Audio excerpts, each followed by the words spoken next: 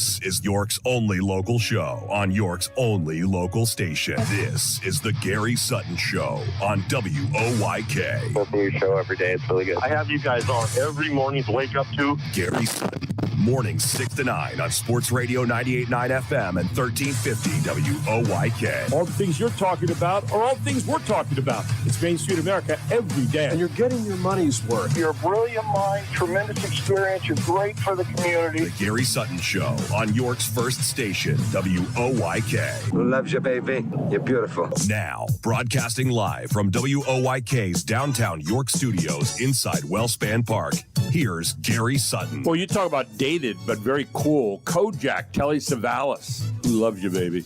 Yeah, you're beautiful. I think he said that when he was playing Pontius Pilate in the one, no, the wrong one. Anyway, welcome to the Gary Sutton Show here on a Thursday morning. Oh, magic. Yeah, and so glad to have you aboard this morning here at Brooks Robinson Plaza at Wellspan Park, the main street of York and York County, here on a Thursday morning. And all brought to you by Einstein and Sparler, attorneys of law and kindnessworldwide.org. You can call us, or not call us, but text us during the show at 833-478-4729. We would love to hear from you this morning on that. And so glad that, you're checking out our other forms of social media, at Gary Sutton Show on Facebook. Though I do not have a question up for today. So you're going to have to live with yesterday's and maybe answer that again, or just answer it, take a look at what other people are saying. Also LinkedIn, YouTube, and what else do we have? LinkedIn, YouTube, and Instagram. We're on all that. So all that going on this morning here on the Gary Sutton Show. As we get to a Thursday morning, don't forget the Revs on tonight at 6:15. 6:35 is the first pitch, but 6:15 is the pregame. And we'll have some good news on that in just a moment here as the Revs continue their winning ways. And what else do we have? How about today is National Left-Handers Day. It's also National Filet Mignon Day, which should be every day. 22 days until Labor Day weekend, 28 days until the NFL season kicks off. And with that, ladies and gentlemen, we turn this morning to Mark McKenzie. Did you say, good morning, did you say it was Left-Handers Day? National Left-Handers Day, yes. Yeah. Yeah.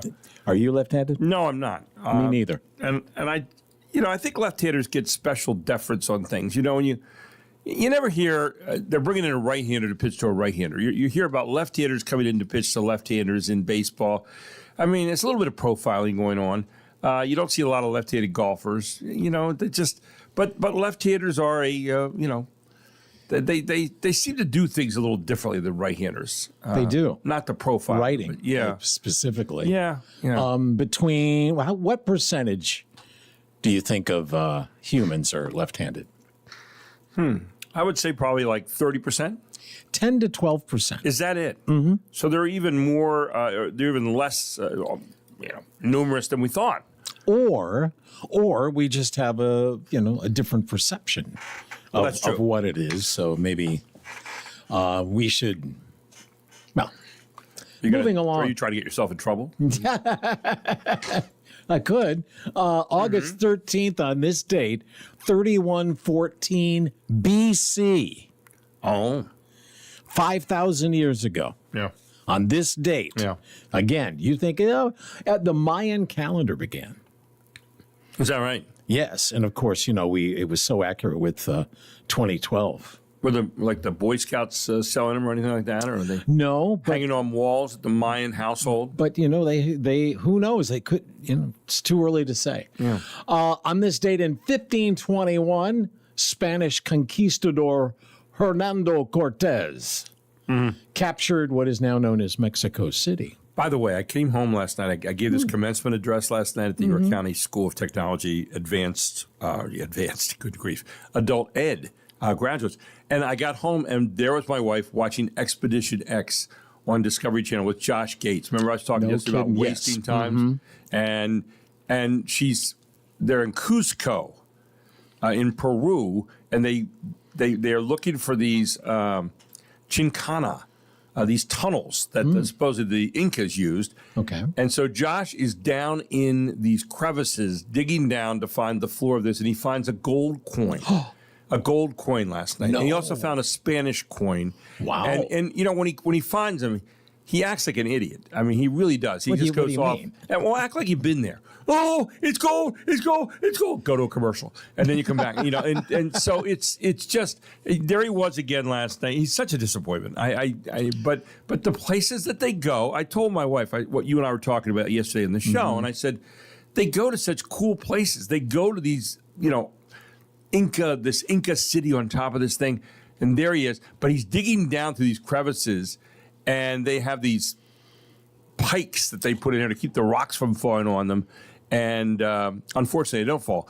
But but my wife could hardly stand it. She does not like closed places. She has claustrophobia, and said, "Oh, So, But it's okay on TV. but it's okay. Well, no, she doesn't. not even on TV? No, she can't look. She can't look at that. Really? So yeah. that show was a. So we were watching Expedition X last night, and then later on they started the 9 o'clock one where they're trying to hunt down the Confederate treasure that was going along this road during the Civil War, and they found a couple of coins, and they found a gun. And could this be? Might this have been? Might it have been? Oh, jeez. No? I'm sorry. I don't want to get off on a tangent, but I'm already there. It's too late. Yeah. What else? Let's see. So that was the end of the Aztecs, pretty much. Yeah. It was on this date in 1792, the revolutionaries imprisoned the French royals, including my seventh cousin, 5 times removed. And that was? Who do you think?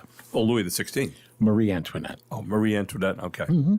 On this date in 1919, you see how we're kind of like 5,000 years ago, 1,500. Yeah, I noticed that. Yeah. 1919. On this, here's a story.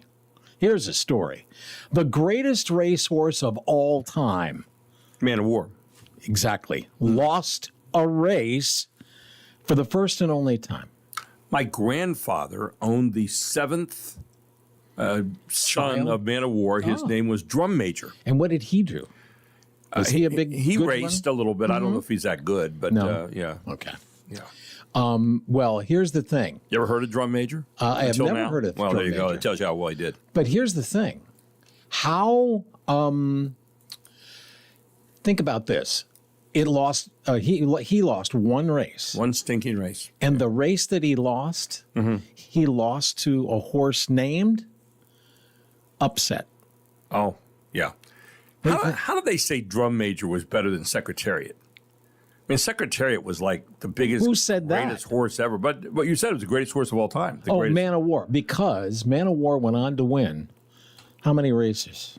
Oh, I don't know. 1,300. Well, okay. Well, I guess you'd say number of races. Yeah, maybe he was. And Because Secretariat fathered, never raced that many times. how many racehorses did he father? I don't know. I'll give you a hint. It was less than the number of races he won. I hope so. Yeah, really. He'd be like the Wilt Chamberlain of horses, So yeah. 379. Oh, horse. Yeah. Stand up. Moving on. 1935 on this date, roller derby was born. There's something great. It's not a big day. Although, on this date, 1942, the Manhattan Project began. That of led course- to the atomic bomb. That's it. So if you saw Oppenheimer. On this date, 1961, East German soldiers You began. saw Oppenheimer, by the way. It took about as long to develop the atomic weapon as it did for that movie to play. So, oh my 3 gosh, you hours. talk It's a about, long it's one. just horrible. East German soldiers on this date sealed the border between East and West Berlin. People were going from the East to the West, and they didn't like that. So they put up the Berlin Wall. On this date, 1967, Bonnie and Clyde. Warren Beatty, Faye Dunaway. Right. The movie's released. I used to think it was Sam Peckinpah that directed it, but it was Arthur Penn. And it was I'm sure a lot of other people had that debate all the it time. was a different kind of crime. There was a lot more blood. Yep. There was a lot, and it was in color too. Especially at the end. Yes. Boom, boom, boom, boom, boom, boom, boom, boom, boom. God, it seemed like it They're went on dead. forever. Come on, let's go. 1993, we jump way ahead. 1993, I thought this was interesting. U.S. Court of Appeals rules that Congress must save all emails. Now, in 93, there weren't a whole lot of people that had email. No. But Congress had to, you have to, be ahead of the curve, I guess. On this day, 1995, sad day for baseball fans. Mickey Mantle died. He had a liver cancer. He was 63. He lived pretty hard. Yeah. He lived pretty hard. They used to say that Mickey Mantle was the fastest guy from first base to third base. I don't know why they narrowed it down to that, but apparently he's pretty fast before his legs went bad.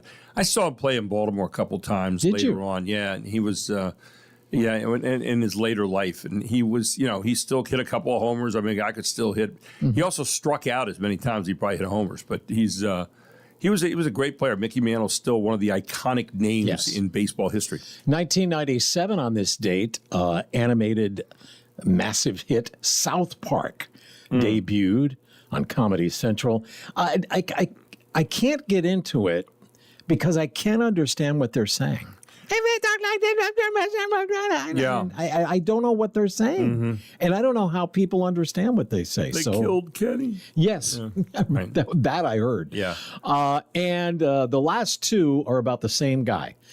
Both the events happened on the same day, August 13th, 2008. American swimmer Michael Phelps won 3 gold medals in one day. Didn't we just talk about him yesterday? Well, it's summertime, it's Summer Olympics, and he was a big part of our team. He won all 3 of these golds in world record time at the Beijing Olympics. And then it was on this date, 8 years later, in 2016, Phelps ended his career at the Rio Olympics by being part of the winning 4x100 medley relay, and that's where he won his record and final 23rd gold medal. And, of course, Michael Phelps from just down the road here, down 83 in Baltimore, where he swam with Whitney Metzger, who made the Olympics. She was from right here in Glen Rock, who is married locally here and has children playing. And, she's, So, filet mignon.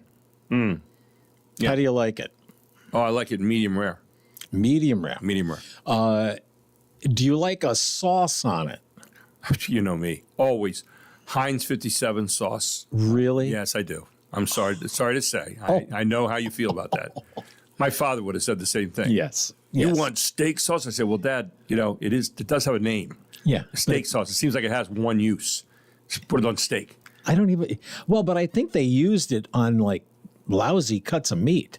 No, and a filet mignon is a. I put a little touch on there to just add a little zest. I would go with. It was funny. Last night I was coming home and I decided that I was going to stop. I stopped at Denny's, and for some unknown reason, I'd never do this. I bought a T-bone steak slam, and I didn't eat the rest of the slam. I just ate part of the T-bone steak. It was done really well. Really? Yeah, I have not had a T-bone steak. I don't know. I couldn't tell you the last time I've had a T-bone steak. I don't ever get it. But the meat was so good it came off there. And I said, do you have Heinz 57 sauce? He said, no, we have A1. I said, well, I'll take a little A1. I put a little A1 on it, not a lot, but enough to kind of ruin it. And, I enjoyed it. I mean, I had a great steak with a little A1 on it last night. And it was just some good protein, and there you go. I just thought I'd mention it. Nobody cares, but I mean, that was it. You brought it up. Oh, I brought steak up, yes. You brought steak up, yes. Which led into that diatribe. I would go into I would prefer a Bernaise or an au poivre sauce. And see, I've gone with both those, and I agree with you. See, but I'm much more open-minded about steak sauce than for example, my dad, who passed away years ago, who's probably sitting up there right now, looking down, going, "You never got rid of that." Yeah. This was not a day for a lot of big events. Well, I mean, there were big events. I mean, the atomic bomb. I can't get bigger than that. That's right. But it's still. There weren't that many things. Not like an M80. I mean, we just didn't have a lot of stuff to talk about. What's okay? Is it okay? Well, it is. I don't know. Because when we come back, yes. Here we go. Why do mosquitoes like some people more than others? There you go. And most importantly, when we come back, Rev's highlights. Rev's highlights from Long Island. All here on the Gary Sutton Show. It sounds a lot like Arnold Schwarzenegger. Long Island. Yeah, but it's not meant to be. All here on the Gary Sutton Show on WOYK. We're getting a little punchy. Back right after this.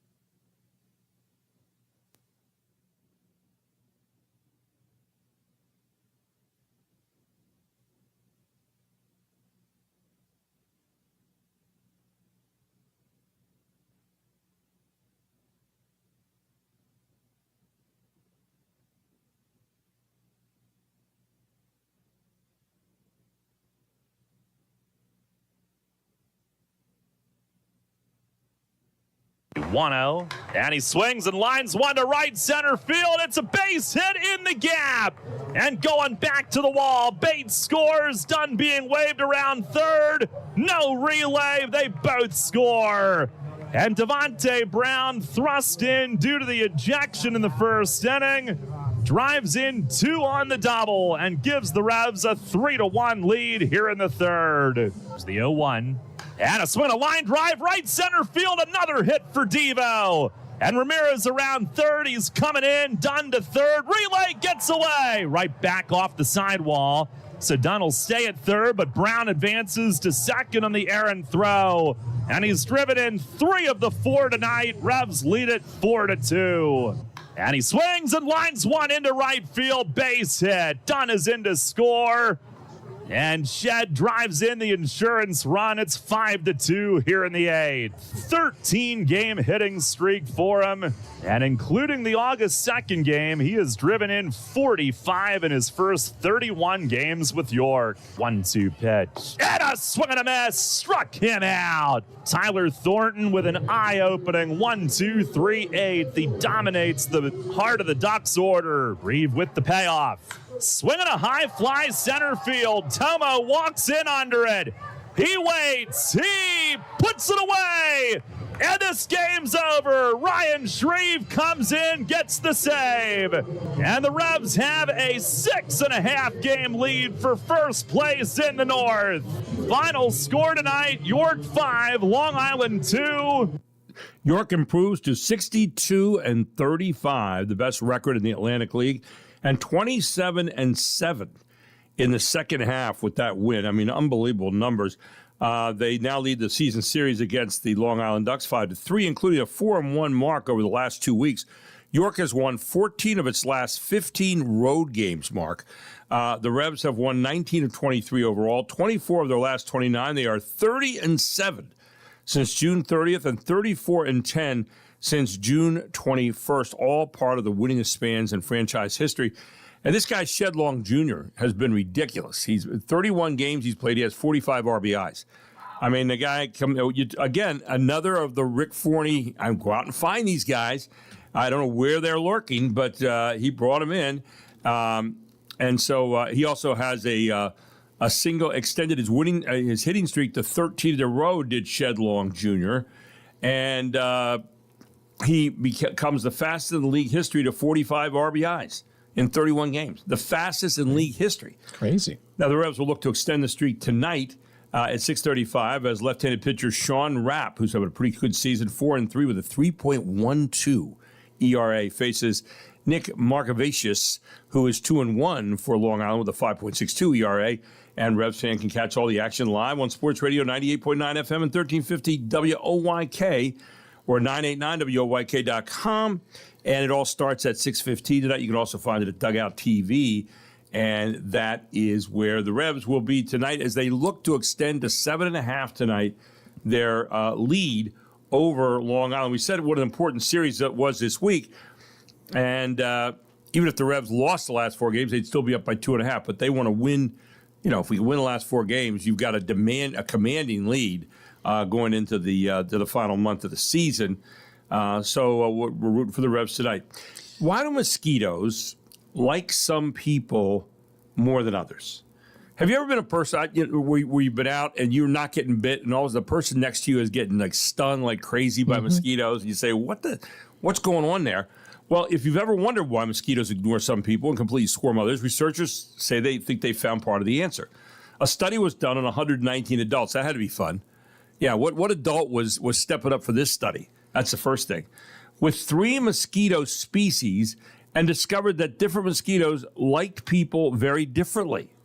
So if one person was attracted to one species, that didn't mean other mosquitoes were lining up for a bite. Yeah. The study found that it's our skin bacteria and the chemicals we naturally release that makes mosquitoes like us the most.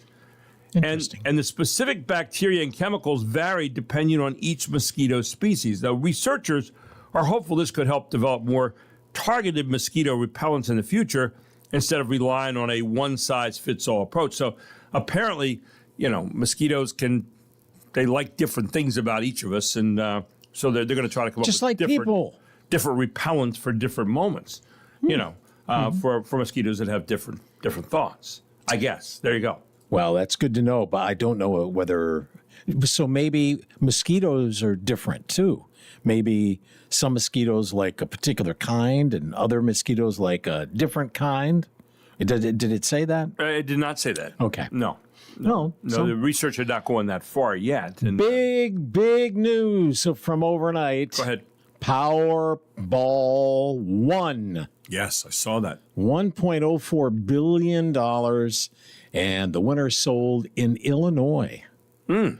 I did play. I did get one number on 3 of my sets. Okay. But no power, and you can win at least a couple of bucks if you win the Powerball. Yeah. If you get the Powerball, but I didn't even get that in any of the ones I played. So depression setting in again. No, it means It's I'm just not. a moment. I'm not going to spend anymore. That's what it means. Always looking for that silver lining in every cloud. Speaking of billions, well, that was 1 billion.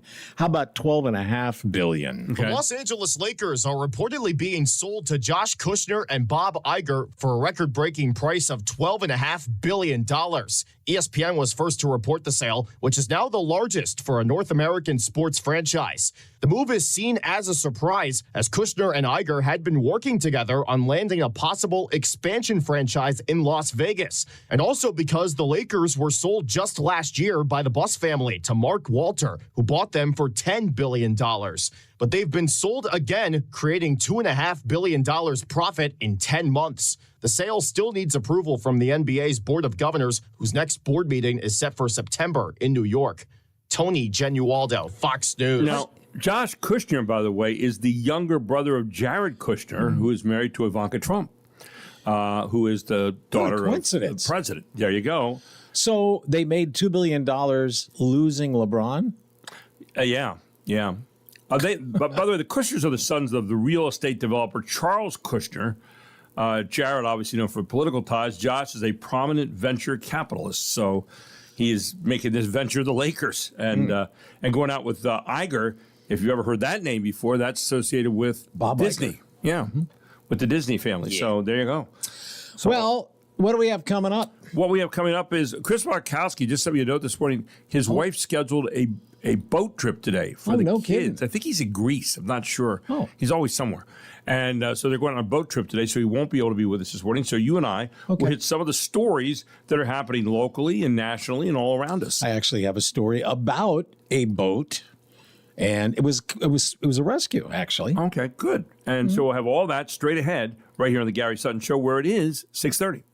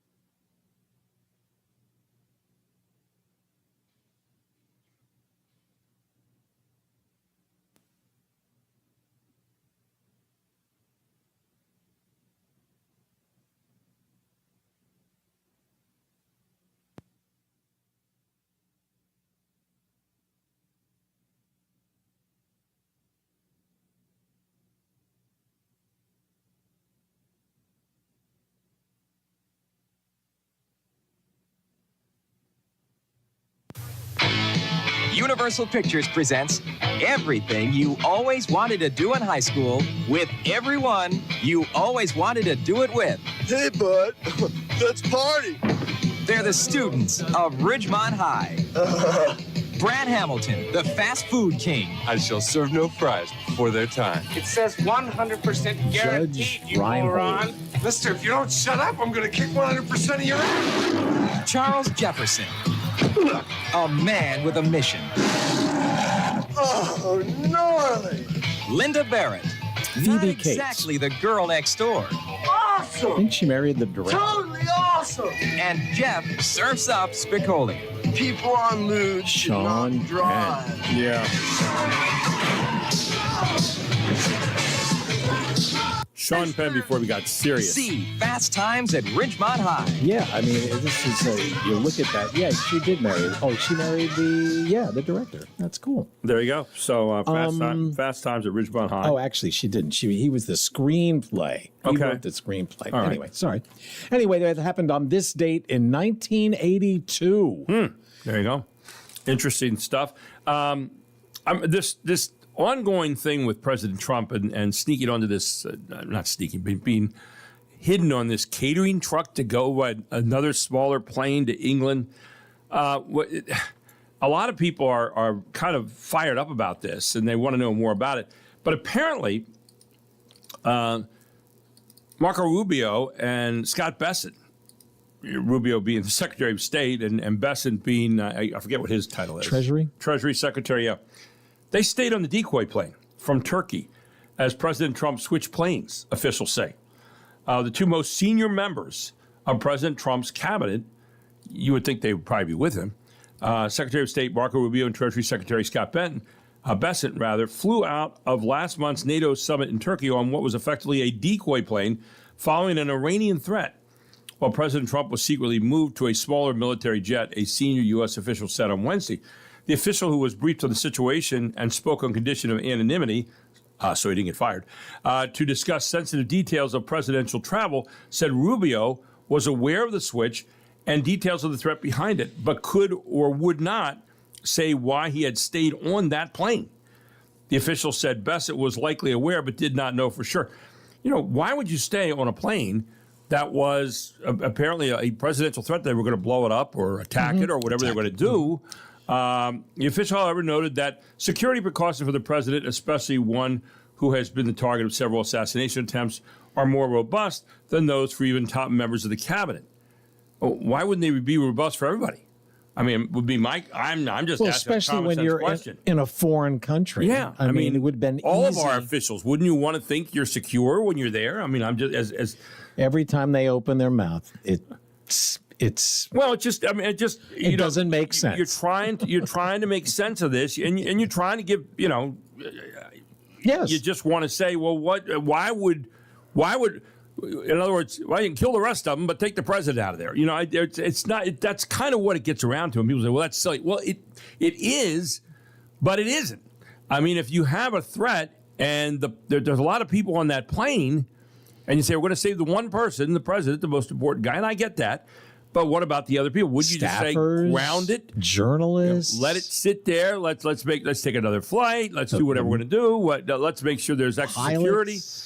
I don't know. This thing is not going away because it's lame in the way they're trying to talk about it. And every time they talk about it, it's like you said, they're kind of digging themselves another hole. Speaking of the White House, by the way, Press Secretary Caroline Leavitt is leaving the Trump administration. Just had a baby. And she said she cannot give all the time she needs to her two young children, her most recently a baby about a couple months ago. And so she is going to leave, I believe, at the end of this month to spend more time with her young family. Leavitt, who is 28, called it a bittersweet decision in a social media post Wednesday. She's probably the most visible person of the Trump administration. And talk about straight to the point. I mean, she's probably it. But she released that in a social media post yesterday, shortly after President Trump announced that she would be stepping down. She recently returned to the White House podium after the birth of her second child, a daughter named Viviana, in May. She also has a 2-year-old son as well. And she said, quote, "The truth is, since returning to the White House after the birth of my daughter, I have felt in my heart that I cannot be the best mom my two children deserve while devoting the constant time, energy, and attention required of the White House press secretary. And that is why I have ultimately made the bittersweet decision to depart the White House and embark on a new chapter of my life, quote unquote, Levitt said. So there you go. She will not be there anymore. Do you know what a flock camera is? I've heard the term. I honestly can't tell you I know exactly what it is. No. Well, let's talk a little bit more about that. Many Pennsylvanians say they're worried about the use of flock cameras. That's the name given to the cameras you may see on street corners or over intersections that snap photos of license plates. People in the state say they're concerned that beyond enforcement, those cameras may be used with AI technology for surveillance. While a bill goes through the state Senate to make it easier for towns to deploy the cameras, a bipartisan state House bill is being submitted to limit how the cameras can be used. State Representative Nate Davidson is the bill's sponsor. He said there should be statewide guardrails on who can access the images and how they can be used. Gernal Scott, Fox News. Couldn't agree more. A couple of things with that. And it's hard sometimes, I think, for people to understand the amount of information. They look at it and say, well, how could they possibly, handle all that information? Well, that's what AI is all about. Yeah. It's managing all that data. So what seems like on the surface, they need a million people at desks looking at this stuff. No.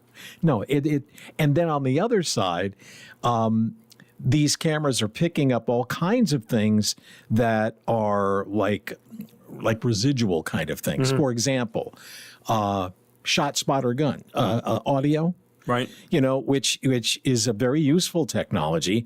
Police use it; they hear it. The audio is able to identify sometimes, the kind of gun, what caliber and that kind of thing, and it can give a location, but it might also give.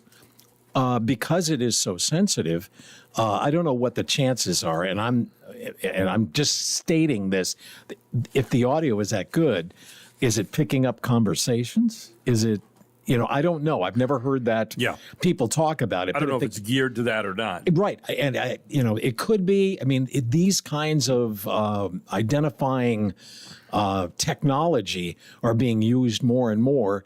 And I don't know and I think people are concerned about it. Speaking of technology, Immigration and Customs Enforcement is planning to give officers gloves that deliver painful electric shocks. That faced some criticism, by the way, Wednesday from Democratic elected officials and civil rights advocates who called it unnecessary and cruel. ICE plans to spend between $10 and $20 million to outfit officers and agents with, quote, conductive distraction and de-escalation devices, unquote. Well, that sounds good. Conductive distraction and de-escalation devices, according to notice published Monday and revealed first by the Associated Press. The devices known as the glove, G period, L period, O period, V period, E period, which stands for Generated Low Output Voltage Emitter, are normal patrol gloves until an officer presses a button to activate its electrical mode. They must be applied directly to someone's skin to produce a voltage that causes pain, which is intended to gain compliance from people who are resisting. Unlike tasers, they do not have burn or do not leave burn or contact marks.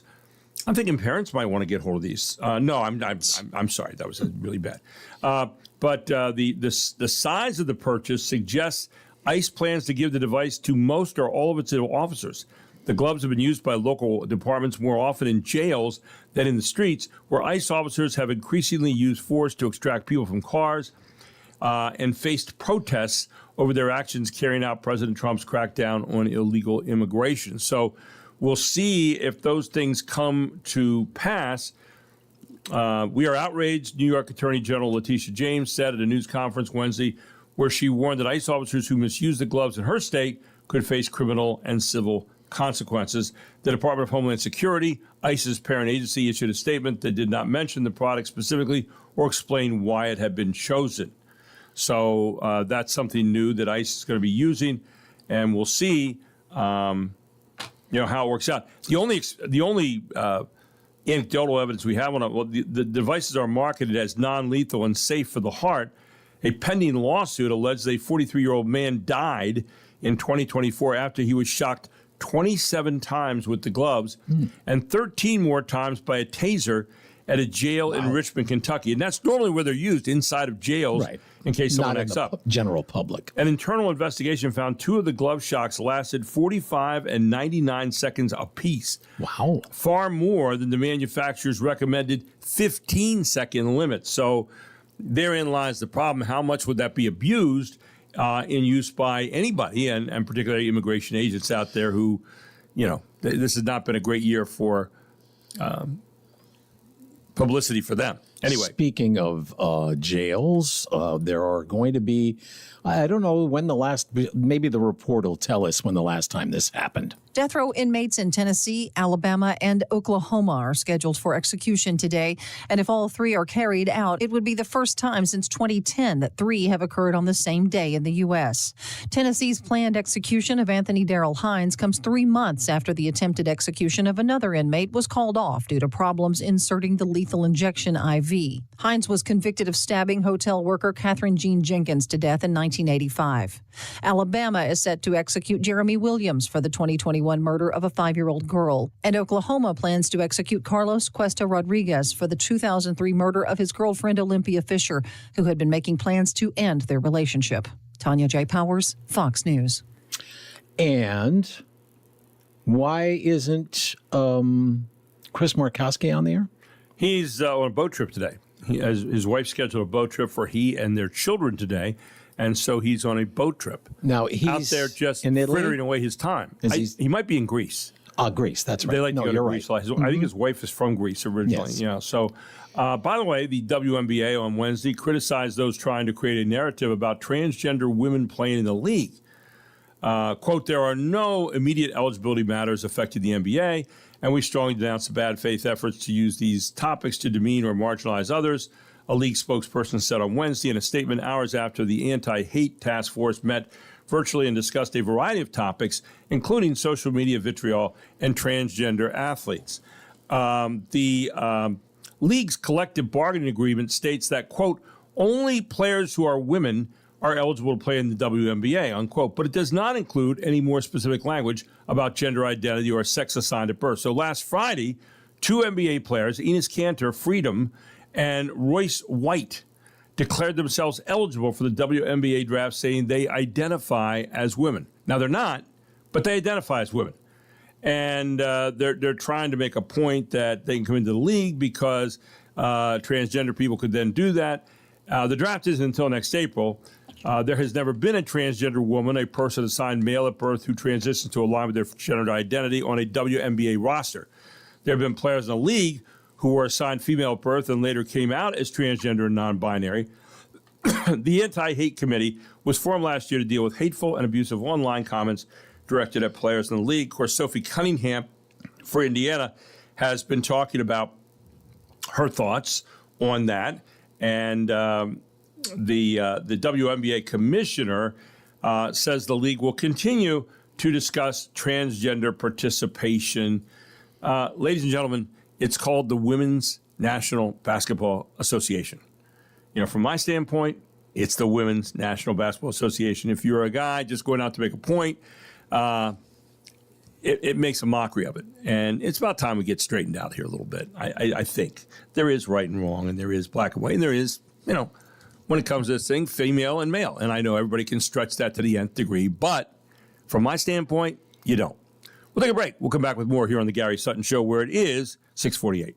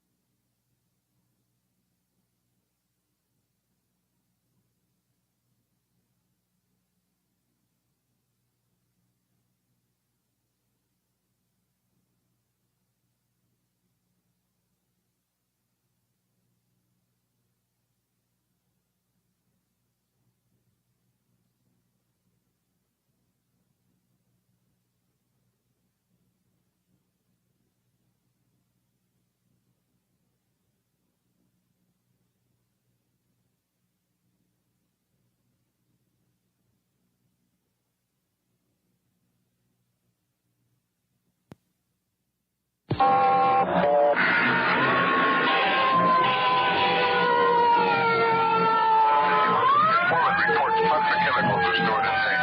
Use caution. 151, this is Rampart. Can you send me some EKG? 10-4, transmitting EKG. We're sending you a Does that sound familiar at all? Pulse is 1 out of 12 or something? Extreme pain, Rampart. This was the TV theme for one of the years. Rampart, we have lost the victim's pulse. Beginning CPR.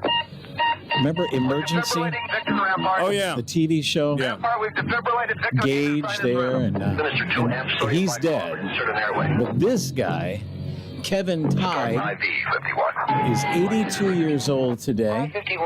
We don't have a lot of birthdays today that I thought worth Kind of a mentioning. nothing day today, really. Danny Bonaducci. You don't know how close we came to playing music from the Partridge I'm Family. glad that we didn't. I don't know. Is that on the list? Partridge Family on the list? Partridge Family, nah, they're okay. I mean, because Shirley Jones saved him. That's how it And goes. then, yes, and because were you a member of the Shirley Jones? I was. bench? I was Yes. at the Shirley Jones fan club. I really was. I used to get like letters and pictures and stuff like that. That's great. I don't know why that is. One of my, things that happened in my past. Anyway. Well, wait, one more birthday. ahead. John Slattery. John I have Slattery. no idea who that is. He was Roger Sterling on Mad Men. He's the guy with the white hair. Oh, yeah. Very funny. Yeah.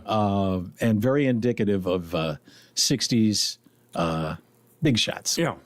David, here's a name for you. David Crowley. Now, this guy was like a missing in action here. He won the Democratic primary for Wisconsin governor over progressive Francesca Hong. Now, Francesca Hong was winning this sucker hands down. I mean, she was going to be the nominee. In fact, so much so that Crowley at one point in time suspended his campaign and quit. Yeah, and so Crowley comes back and wins by a half a percentage point over Francesca Hong yesterday. Narrowly defeated her. And she was hoping to ride the wave of recent victories by progressive candidates, including Abdul El-Sayed in neighboring Michigan's U.S. Senate race last week. El-Sayed's win was the movement's first major success in a purple state. But it also fed fears in the party's leaders that such candidates farther afield and often carrying political baggage of past stances such as defunding the police would struggle to beat Republicans. And so there is a question about, how these people will do. Well, Crowley didn't address supporters until last night, but he is now the winner. And he came out and he was very nice to Hong, talking about her. And now he's going to go up against the guy who's a sitting representative, by the way, in November. There you go. David Crowley, who was just about down and out, proved you can eventually come back and win. He's kind of a moderate Democrat there in Wisconsin. You were mentioning Chris Markowski Yes. going on a boat trip today. That's why he can't be with us this morning. Mm-hmm. There was a sailboat rescue, and I want to say, I think it might have been on the West Coast, so nowhere near where Chris is. And they found this sailboat with something unusual on board. Tacoma police say the rescue began August 6th when officers found more than 30 cats living in unsafe conditions aboard the 40-foot vessel near Owen Beach. Over 6 days, that number grew to 60, many of the animals frightened and malnourished. More than 40 were taken to the Humane Society for Tacoma and Pierce County, while others went to foster homes. Police say they'll continue searching the boat in case any cats are still hiding, and they're warning the public not to board the vessel as the investigation continues.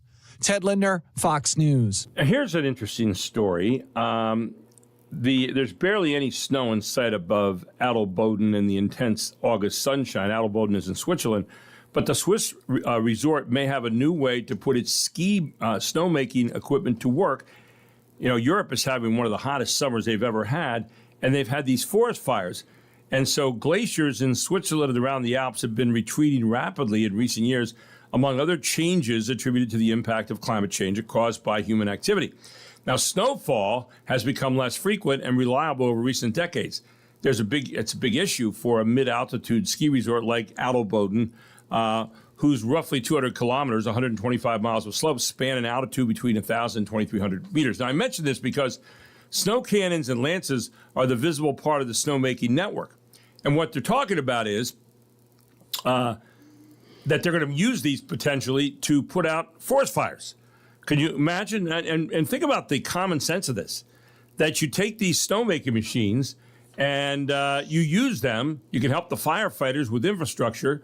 But they say not primarily with our snow cannons, which can mainly be used to water the fields or aim them at surrounding infrastructure, but firefighters can use our infrastructure, and helicopters can refill their tanks using our water reservoirs.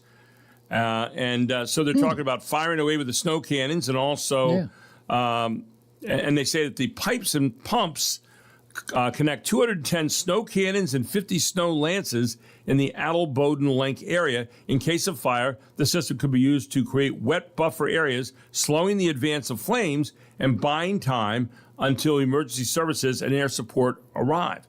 So not so much fighting the fires, but wetting the grounds before the fires ever get there and slowing them down. So kind of an interesting, it's a very common sense way of using these things. In entertainment news, I don't know if you've heard about this or not. Rod Stewart is hitting pause on his one last farewell tour following a medical procedure. A rep for the rocker confirmed he canceled his Tuesday night performance at Rocket Arena in Cleveland shortly after postponing his Sunday concert in Cincinnati at Riverbend Music Center. The latter venue said at the time that it was due to an unforeseen but minor medical procedure that required prompt attention. The statement read in part, Stewart has successfully undergone a routine coronary stent procedure. Doctors are pleased with his recovery, and Stewart is doing very well and has returned to his normal daily activities. However, it noted that on the advice of his doctors, he will take the next 4 weeks to recuperate. Michelle Polino, Fox News. Cool. Very neat. Good. He's on the mend. I'm very glad about that. When we come back, Joel Sears joins us to talk about policy. He always likes to break things down for us here on a Thursday morning. And then we're going to get into an area that we don't normally touch on a whole lot, but I want to update you on what's going on over at the York SPCA. Stephen Martinez, the executive director over there, will join us to tell us a little bit about some of the initiatives they have going on, so, what's going on during the summer, how maybe you can adopt, some of the rules they have for taking in animals over at the SPCA. It's funny, not funny, but I'm watching the other night, I'm sitting there watching TV, and it comes on St. Jude, where they help these kids, cancer patients. Unbelievable. And I mean, your heart just breaks for them. I mean, it really does. And then they come on, this other guy comes on about the dogs and the pets that have an empty bowl. And by the time you get done with the commercials, you're about half depressed to go back to your show again because you're feeling bad for all those people and animals involved. Anyway, we'll talk more to Steve Martinez at 7:35 about some of the animals here in our area, all here on the Gary Sutton Show on WOYK, where it is 7 o'clock.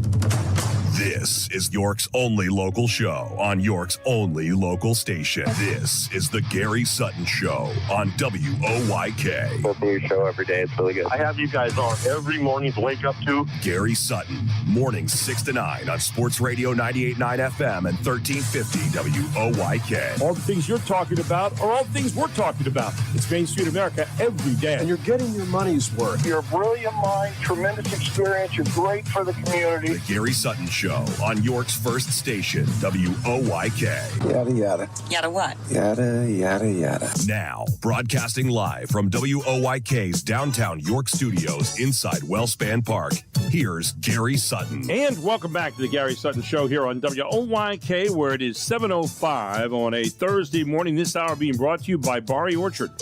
Barry Orchard is located right there at 34 West Philadelphia Street at the Central Market, and they are just opening right now, 7 a.m. to 2 p.m. on market days, Tuesdays, Thursdays, and Saturdays. And so, yes, they are open for you today. And what can you get at Barry Orchard with Christine and Mike DiGirolamo? Well, you can get all kinds of wonderful things like Italian meats and cheeses right there at the counter. They're located, if you come in the Beaver Street side, they're located right along the left-hand wall, just past Hefty Lefties. But they've got baked goods that are unbelievable. They've got a cannoli bar there where they can make cannolis right in front of you. Oh, my gosh, it's amazing. Oils and vinegars of all kinds. They've got Chris DiGirolamo, who will put together one of the greatest charcuterie boards for you as part of the catering services that they have available for your next party or get-together. She makes a charcuterie board of meats and cheeses and vegetables that is just off the charts. And you need to see it to believe it. Now, they're on Facebook and Instagram, but you can also find them at barryorchard.com. That's BARI orchard.com. And, of course, if you stop by the meat counter with Mike, you're going to get a great conversation. Mike is from Brooklyn, and he brings a lot of the meats and cheeses from Brooklyn, and they've got a wonderful selection there for you, like speck and all the other kinds of meats and cheeses that you like. He's got a cheese there from time to time called Bel Paese, which is my favorite cheese that I get there.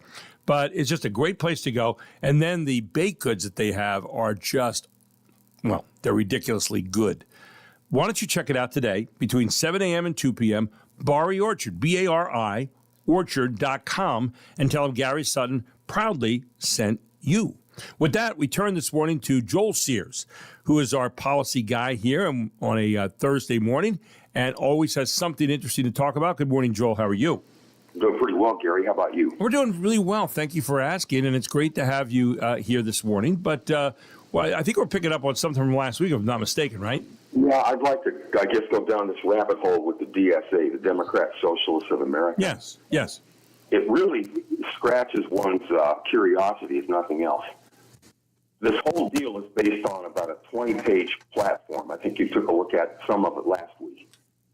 So it's really not very specific, but the high-level, let's say, objectives, I think, need to be discussed so that we understand what these people are talking about. And I'd like to begin right now by reading something that I stated when I entered the military 61 years ago. Okay. The oath of office. And this is the same today as it was then, word for word. So if these folks actually gain power, their first official act is that oath of office. They raise their right hand. They put their hand on the text of their choice. These days, it used to be the Bible. And they say the following: I do solemnly swear or affirm that I will support and defend the Constitution of the United States against all enemies, foreign and domestic, that I will bear true faith and allegiance to the same, that I take this obligation freely without any mental reservation or purpose of evasion, and that I will well and faithfully discharge the duties of the office on which I am about to enter, so help me God. Right. That has not been changed in decades, Gary. Nope. Now, you assume, for example, that bearing true faith and allegiance to the same means what it says. So why would a platform of a major political party talk about disassembling the Constitution? Well, because they're not aware of it in the first place, for the most part. Well, I wondered, this is not just some random document. Right. There are hundreds of millions of dollars of support, not necessarily right now, but from organizations, the far-left organizations that would love to blow up the Constitution.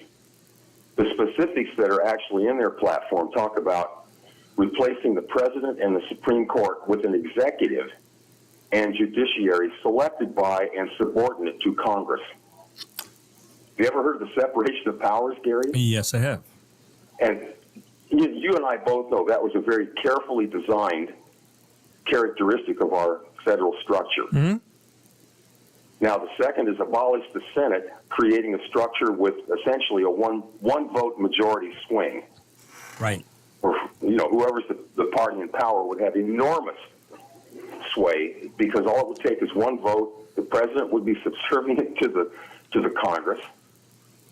And there you go. And then, of course, the corollary to that would be to abolish the Electoral College. Right. Which, again, if you go back, you've probably done this many times. Look at the Federalist Papers and look at the justification for an Electoral College. Mm-hmm. This is a feature, not a bug. Right. It's not an accident. And we may say, well, it was really the result of negotiation, if I understand that. The small states needed to be heard. And the Electoral College and the Senate structure gave them that voice. That was the point of it, I think. You tell me. Yeah, no, I think it was. So, 250 years into this experiment, we have a group of people who say, we really ought to start over. Let's just blow this up. What's more a reaction to the times, and I say a reaction because I don't think a whole lot of thought has necessarily gone into some of this. It's just, as reaction happens many times, it's just we just react. We're not creating. Whereas the Constitution was a creation moment where we created it out of past mistakes. Some of the things that they couldn't really get done in the Articles of Confederation. Some of the things they talked about at Annapolis a year before with 5 of the states there. Some of the things they had seen in Great Britain they didn't like. I mean, they argued over all that for a while. That's where the Federalists and the Democratic Republicans came out of, with Hamilton on one side and then Madison and Jefferson on the other side primarily. So we created... and then we came up with this bundle of compromises called the Constitution of the United States, which was a creation moment based on deliberation, based on hammering out stuff as well as we could at that particular time, and coming up with something pretty unique. And then just to say, well, let's trash that now because of the times that we live in or the personalities or Trump or whatever it is.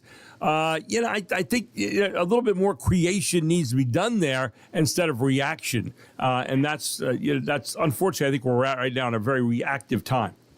Absolutely, Gary. We're also very much the victim, I think, of social media, doom scrolling, and so forth. We don't pay much attention to things. No, we don't. If you don't like a concept, you need to do some research. It could take hours of research just to justify the Electoral College, to really truly understand why we have it and what the benefits are, as well as the non-benefits. Everything's compromised. Well, one of the problems we blow it up completely, or we dangle these kinds of things in front of what I'm going to say is a very uneducated or ignorant electorate. Well, we can choose to say, we should do away with the Electoral College, and let's just go to a straight majority vote for president. That would be fine. Let's do that because that's power to the people. Fist up in the air. We can choose to do that now because of the deluge of information that we have coming at us. Well, we had to actually read. We had to actually pick up books and so forth and read other opinions in there as we read through. I think we tended to be a little bit more of a educated populace.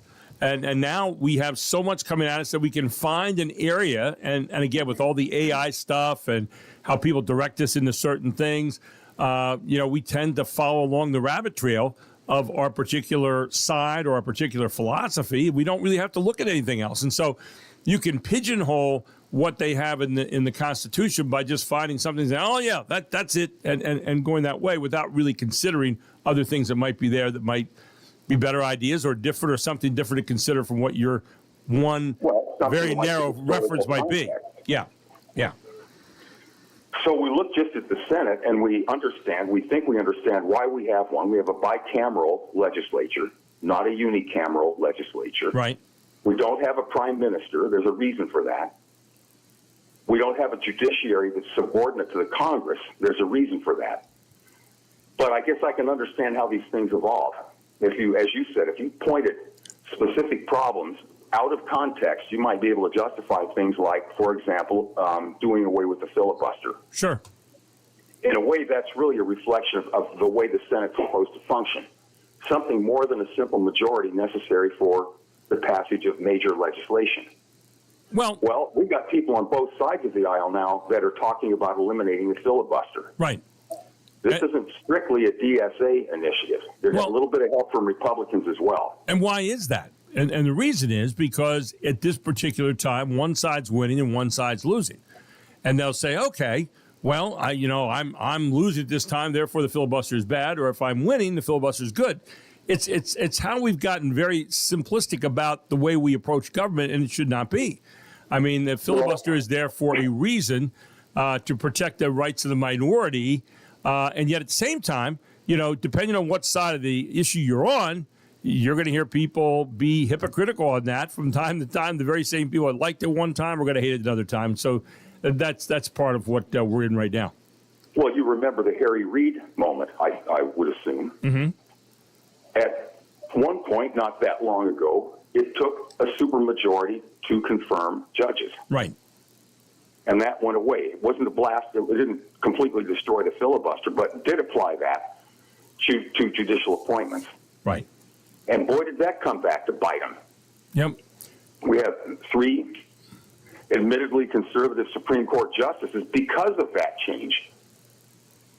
So now we want to apply that to every decision made in the Senate? Well, aren't the two words there? It only takes 10 seconds of analysis to figure out what's wrong with that. Aren't the two words there that we hear, there was a nuclear option over the years where you could say, okay, we're going to go to the nuclear option, which is we're going to have a simple majority.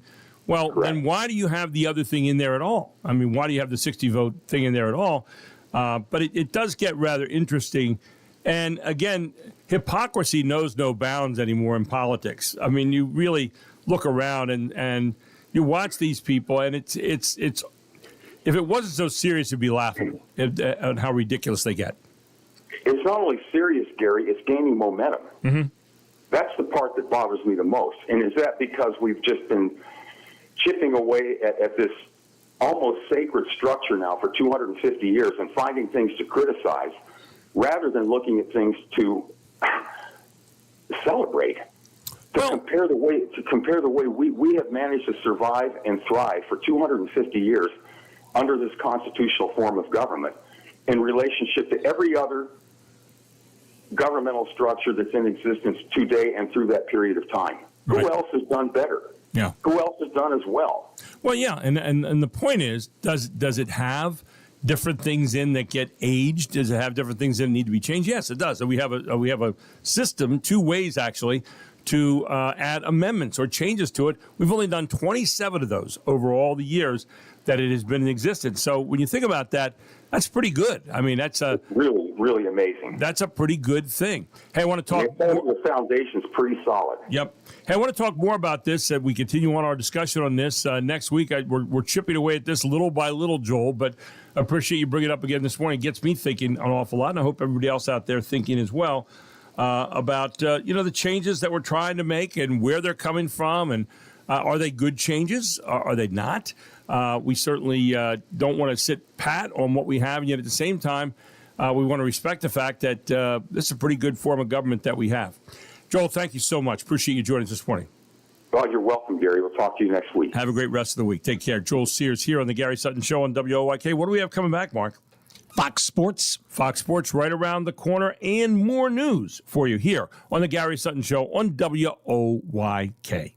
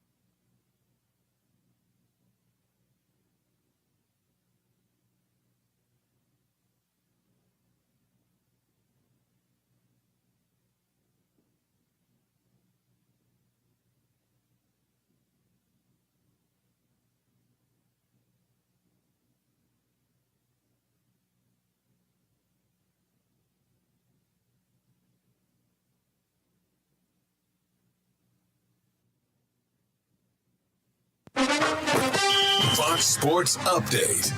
The San Diego Padres are smoking hot. They just finished off an amazing series with the Brewers in San Diego. Campusano into right field. Base hit. Here comes Song. Laura's throw will be late. Padres walk it off. Padres television on the call. What a call. They come from behind in extras to sweep away Milwaukee. Surging San Diego's won 5 straight, 15 of 19, and they've moved into the National League's second wild card spot ahead of Arizona and Philadelphia.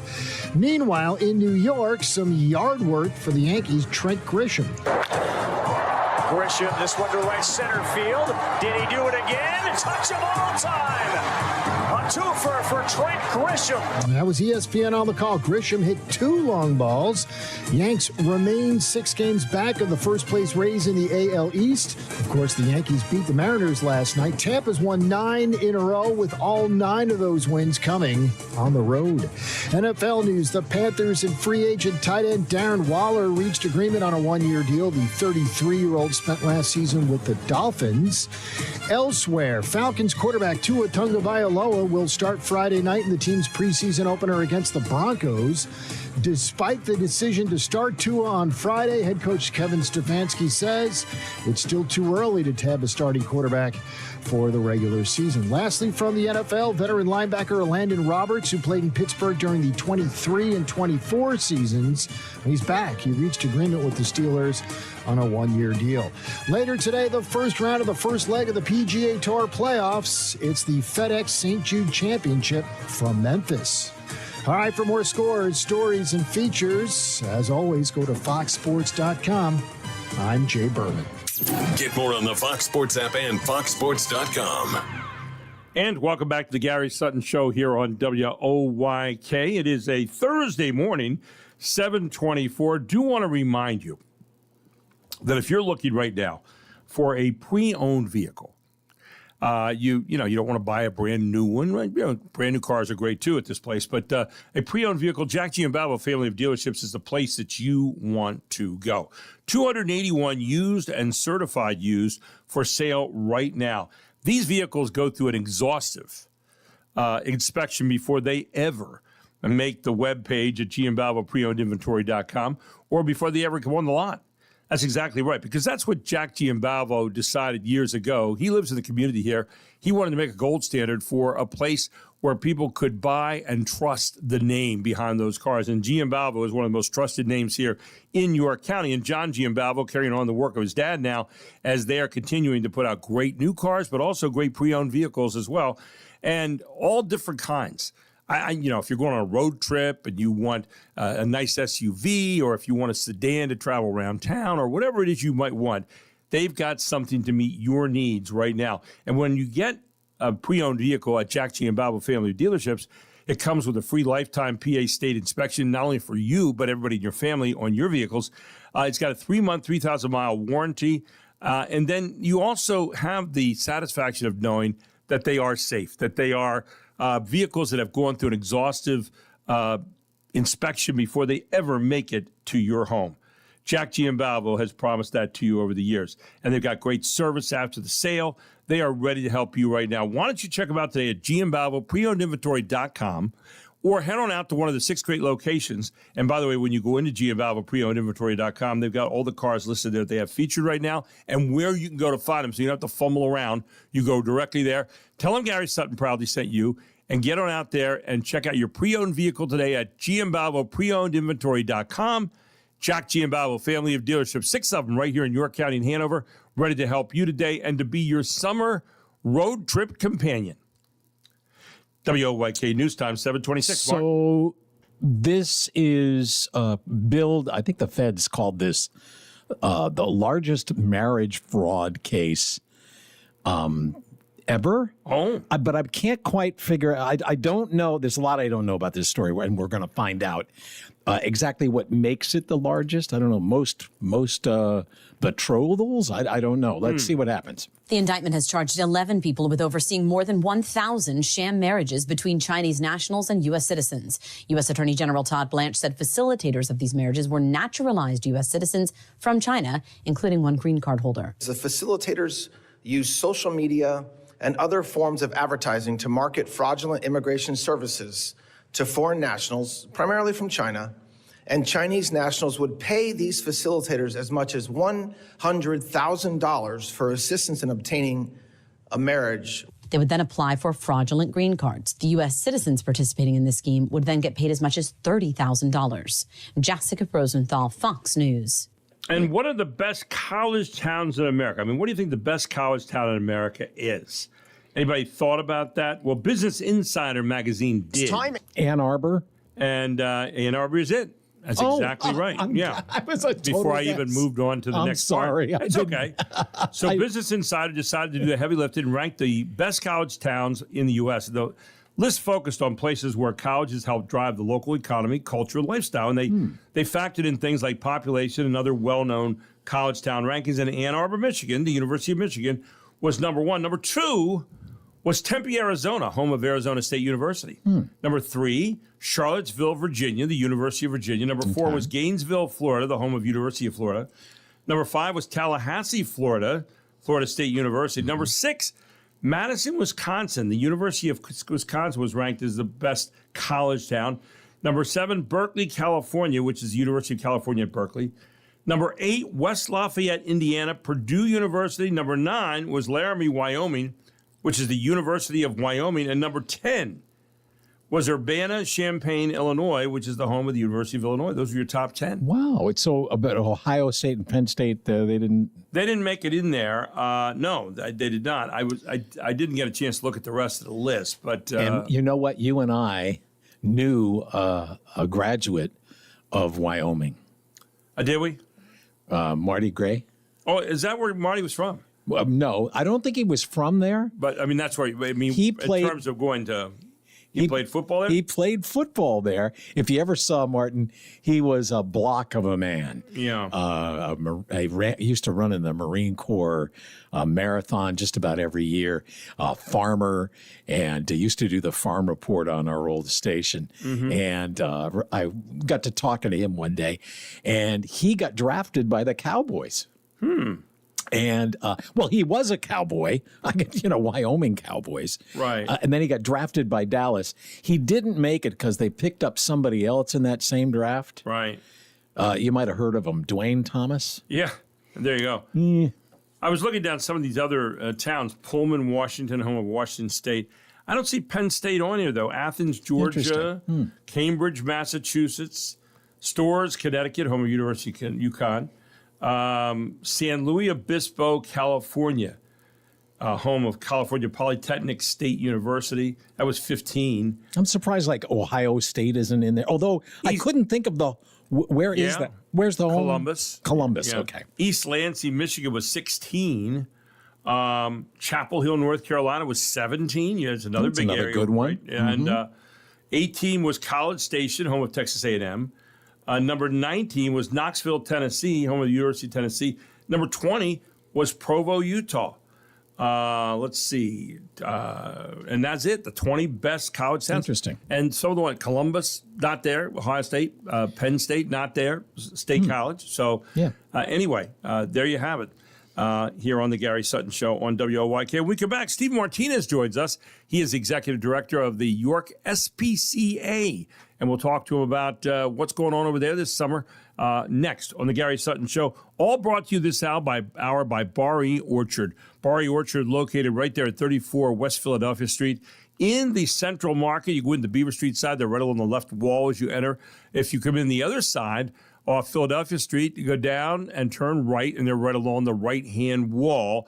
But Barry Orchard is a place where Mike and Chris DiGirolamo have started just these wonderful tastes.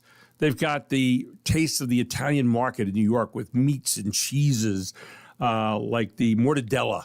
They get some of the best mortadella you're ever going to taste in your life, some of the best cheeses you're ever going to find. They'll put together some catering lists for you there, charcuterie boards. Chris puts one together that's like an artist's work.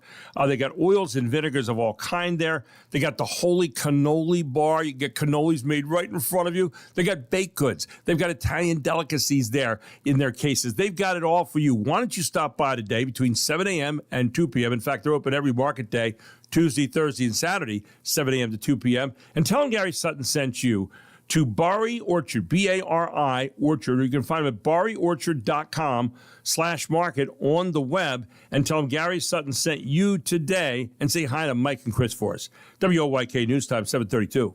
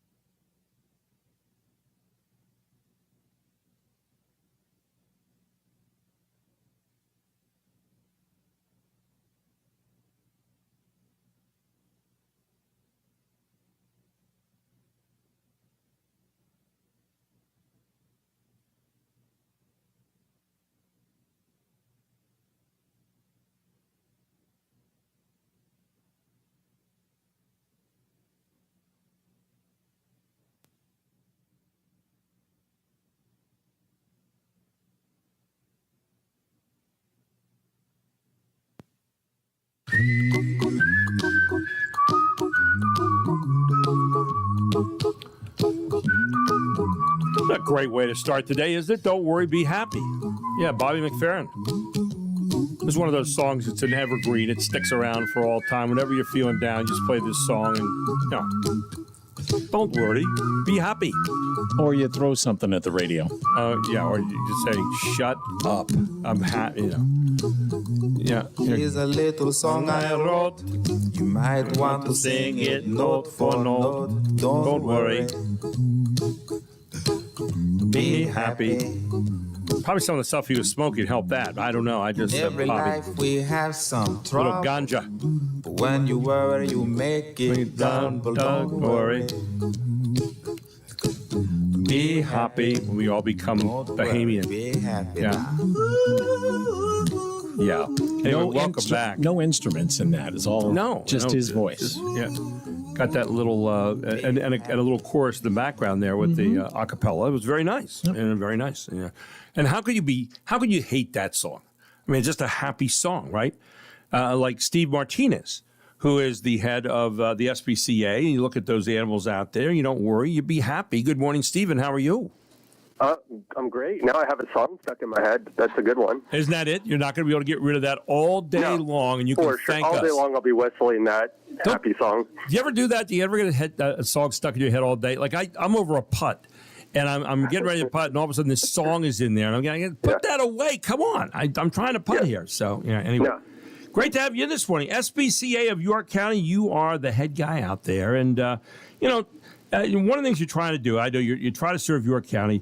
You got essential services there to protect the animals, but you also support people and communities who depend on you in terms of that kind of stuff. Talk about what that means in layman's terms and how you see the SPCA here in York County, Steve.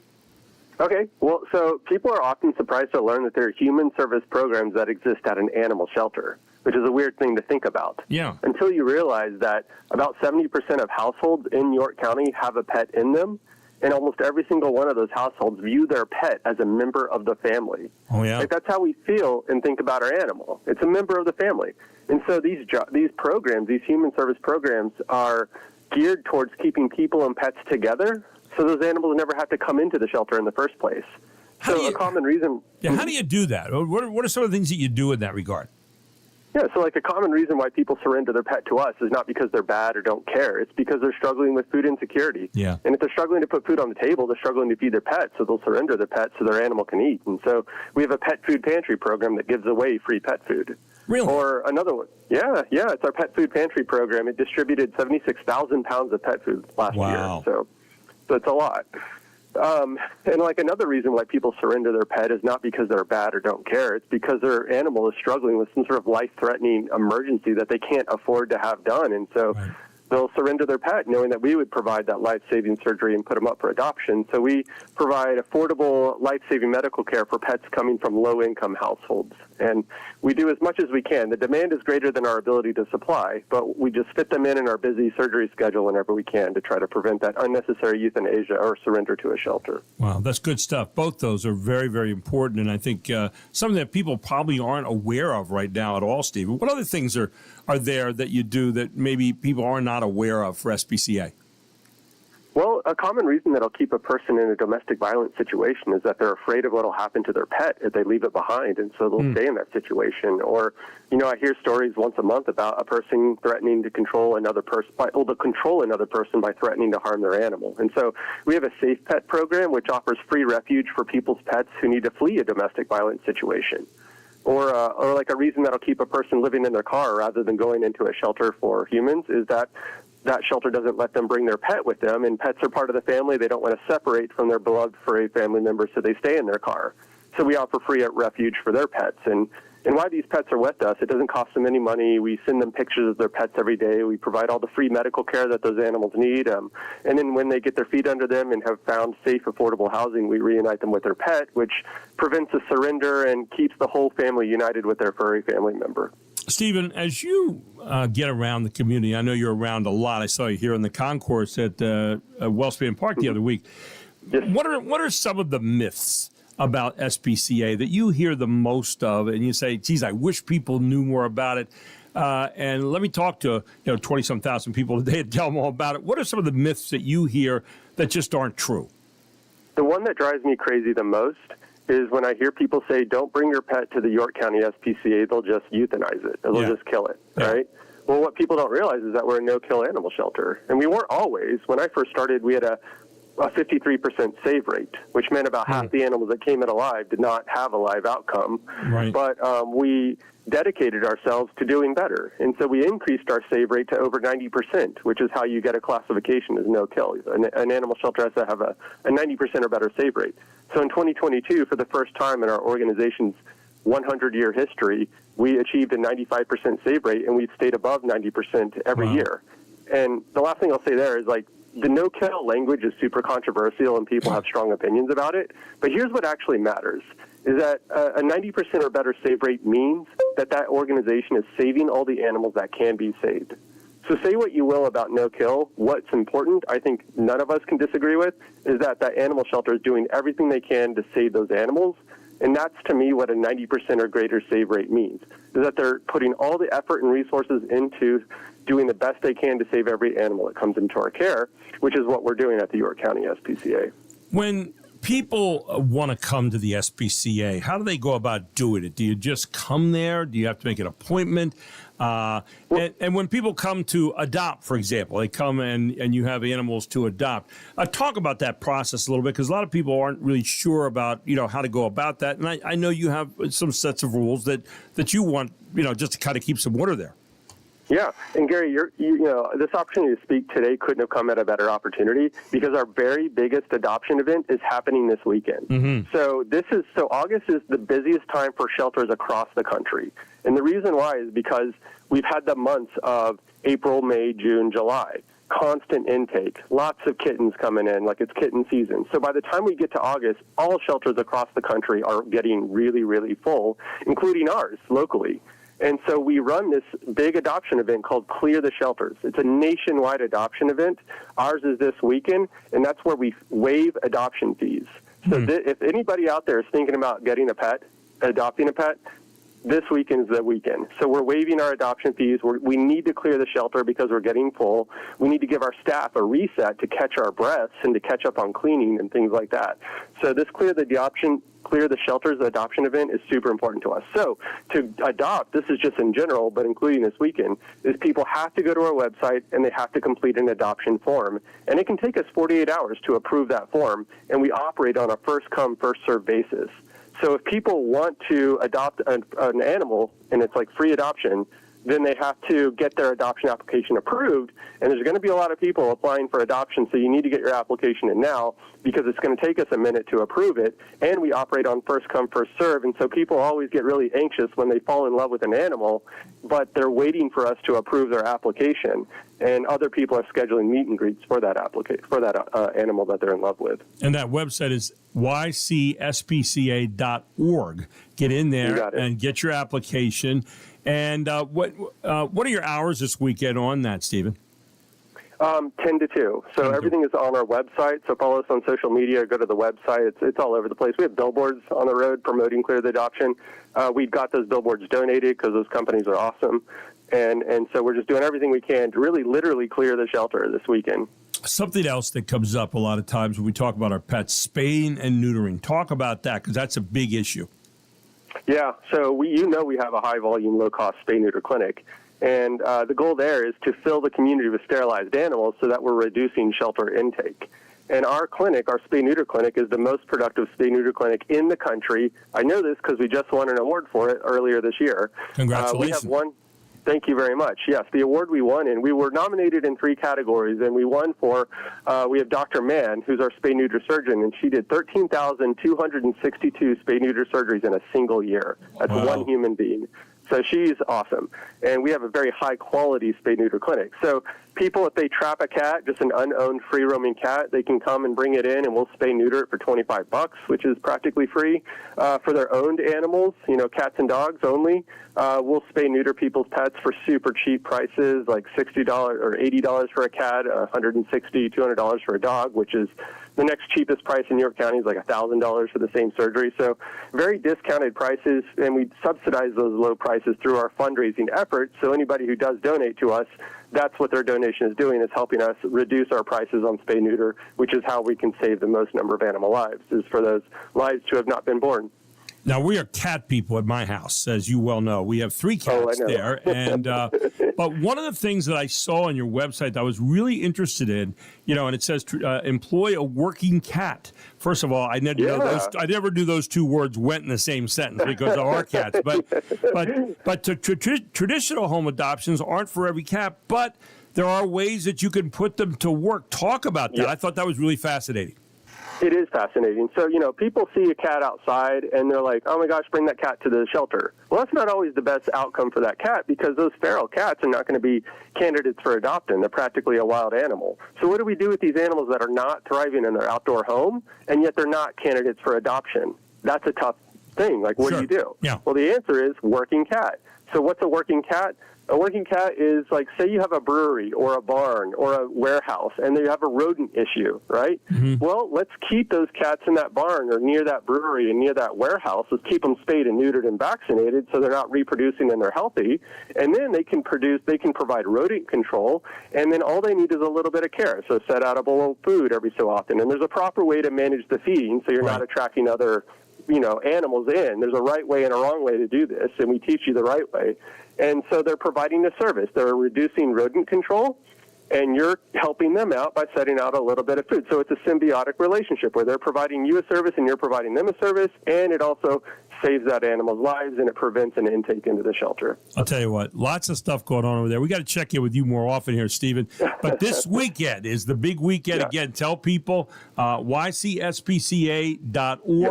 Get on out there. It's a great weekend to adopt, but get your forms right now. Final thoughts, Stephen.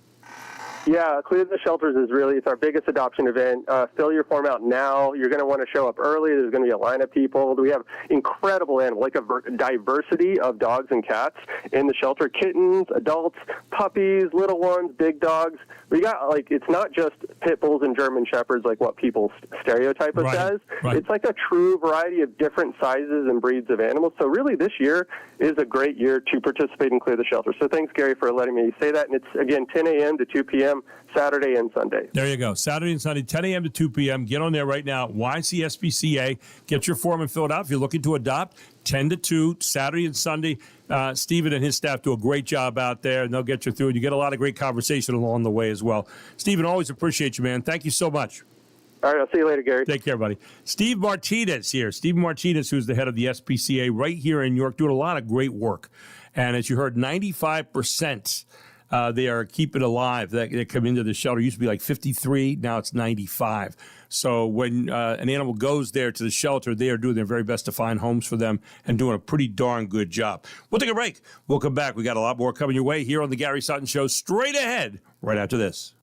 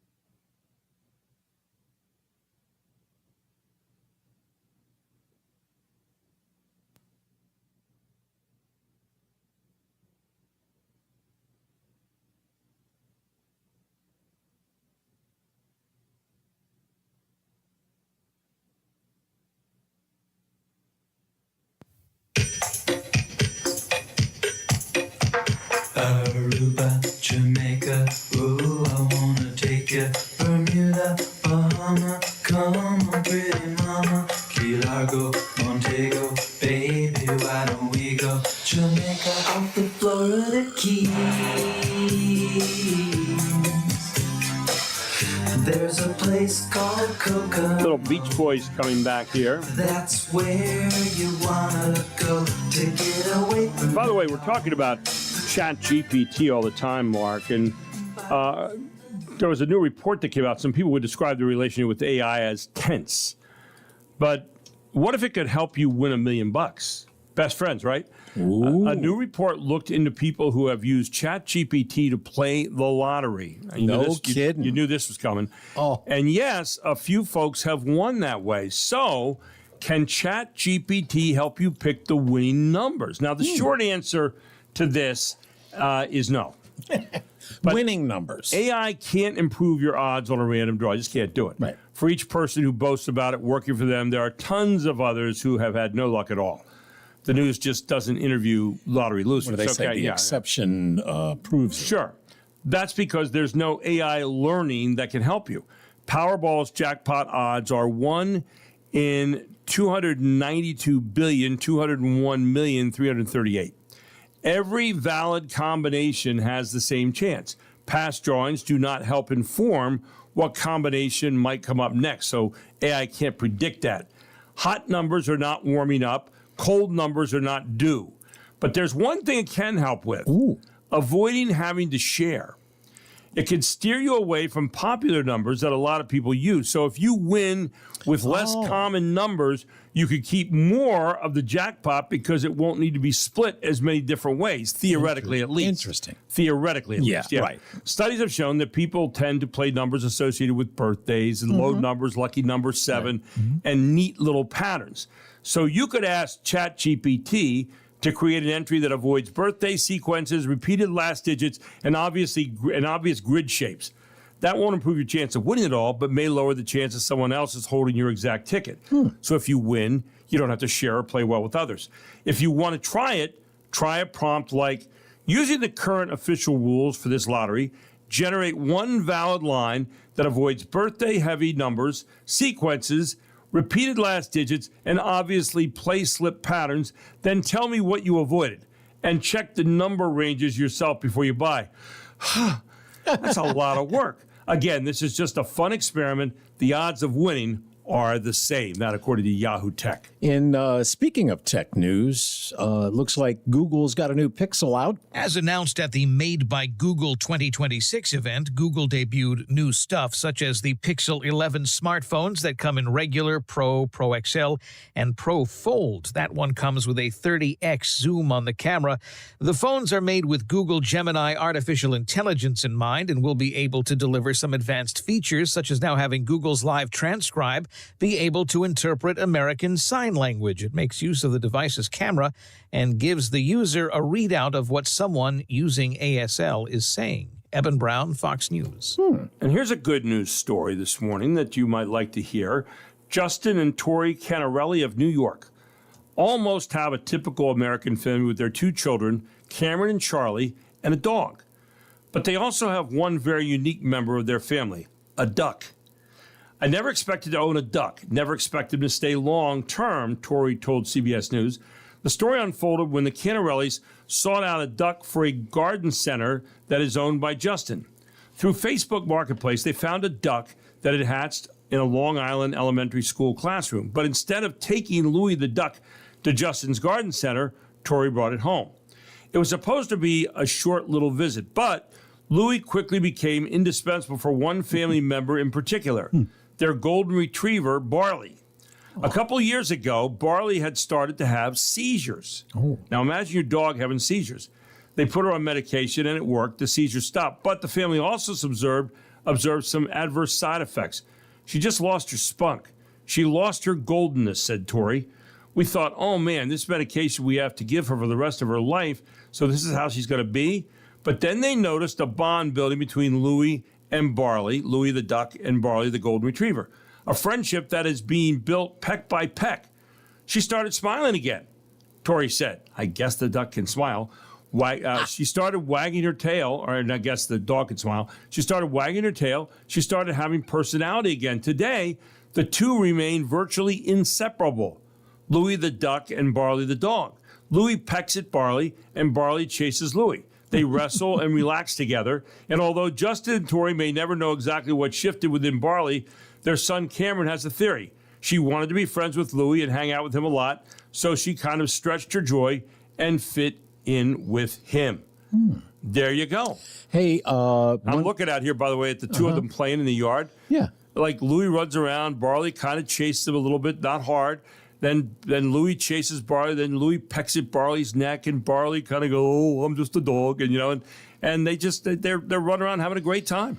One more final quick story. There's a field, the Field of Dreams. Oh yeah. Well, there's a game there tonight. For the first time in 4 years, Major League Baseball is back at the Field of Dreams, as tonight the Philadelphia Phillies take on the Minnesota Twins in Dyersville, Iowa.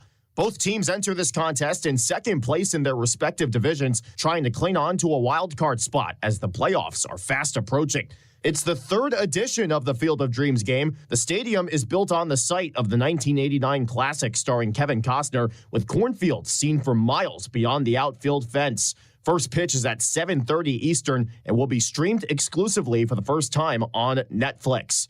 Tony Genualdo, Fox News. And I may watch that tonight. And the players, when they enter the game, they come in from the cornfield. Did you know that? That's how they'll do it tonight. The Phillies and Minnesota tonight. Don't forget, also tonight, right here on WOYK, we have our own Field of Dreams. They're playing in Long Island. The Rebs, 6:15 is airtime, 6:35 first pitch is the Rebs. A 6.5 game lead in the North Division, best record in the Atlantic Division, or Atlantic League, are at it. Speaking of baseball, Corey Thurman, right around the corner. We'll ask about the Field of Dreams game. All straight ahead on the Gary Sutton Show on WOYK. It's 8 o'clock.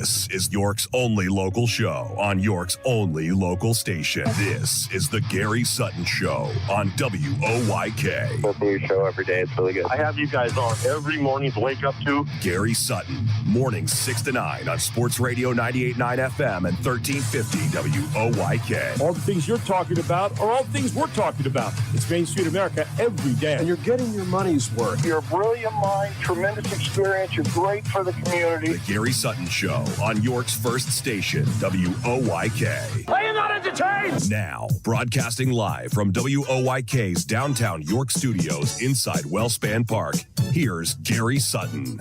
And welcome back to the Gary Sutton Show here on WOYK. I do want to thank Barry Orchard for sponsoring last hour of the Gary Sutton Show. Don't forget, they're at 34 West Philadelphia Street, right here in downtown New York at the Central Market. If you go in the Beaver Street side, they're on your left-hand side on the wall. If you go in the Central Market side on the Philadelphia Street side, walk straight out there, and they're on the right-hand wall, just out past Hefty Lefties there. But I'll tell you what, when you talk about just a great place to go for oils and vinegars of all kinds, for wonderful meats and cheeses like you'd find at a Brooklyn deli, for homemade cannolis right in front of you there, for all kinds of Italian delicacies in there, cases there as well, baked goods galore. You cannot do better in terms of quality than Barry Orchard. And Mike and Chris DiGirolamo are just wonderful people who are ready to help you today. Stop on by there between 7 a.m. and 2 p.m. on market days. That's Tuesday, today, Thursday, and also Saturday. And they are always there. And tell them Gary Sutton proudly sent you. You can check them out at barryorchard.com/market on the web. That's Barry, B-A-R-I, orchard.com/market right there on the web. This hour of the Gary Sutton Show brought to you by Augie's Joint. I'll tell you what, hottest place in New York for lunchtime. They have all kinds of wonderful things there, like the Augie Doggy, one of the great cheese chili dogs you're ever going to have. Last week, my wife had the loaded dog, which was fantastic. Has all kinds of chives, and there was like a white sauce on there. Some kind. I took a bite of it. It was fantastic. They have the Augie's Burger. They've got the Gary Sutton Show burger there with the Augie sauce on it and the caramelized onions and the mustard and the whole deal. Oh, I'm telling you what, great cheese. They've got the Angry Cheesesteak. They've got all that out at Augie's. Now, unfortunately, today, Augie's is actually closed. It's normally open 10 a.m. to 2 p.m. every Tuesday through Saturday. But today, if you have your fix there, you're going to have to wait for a day. They're closed for their annual catering for the Baltimore Police Department. Yeah. Augie, by the way, who is Brent Fleming, is also a Maryland policeman in Baltimore. And so they're down there today doing that. But they'll be back on Friday, the 14th, with all your favorites. You can stop down there 10 a.m. to 2 p.m. tomorrow. And, of course, Saturday, they're available as well.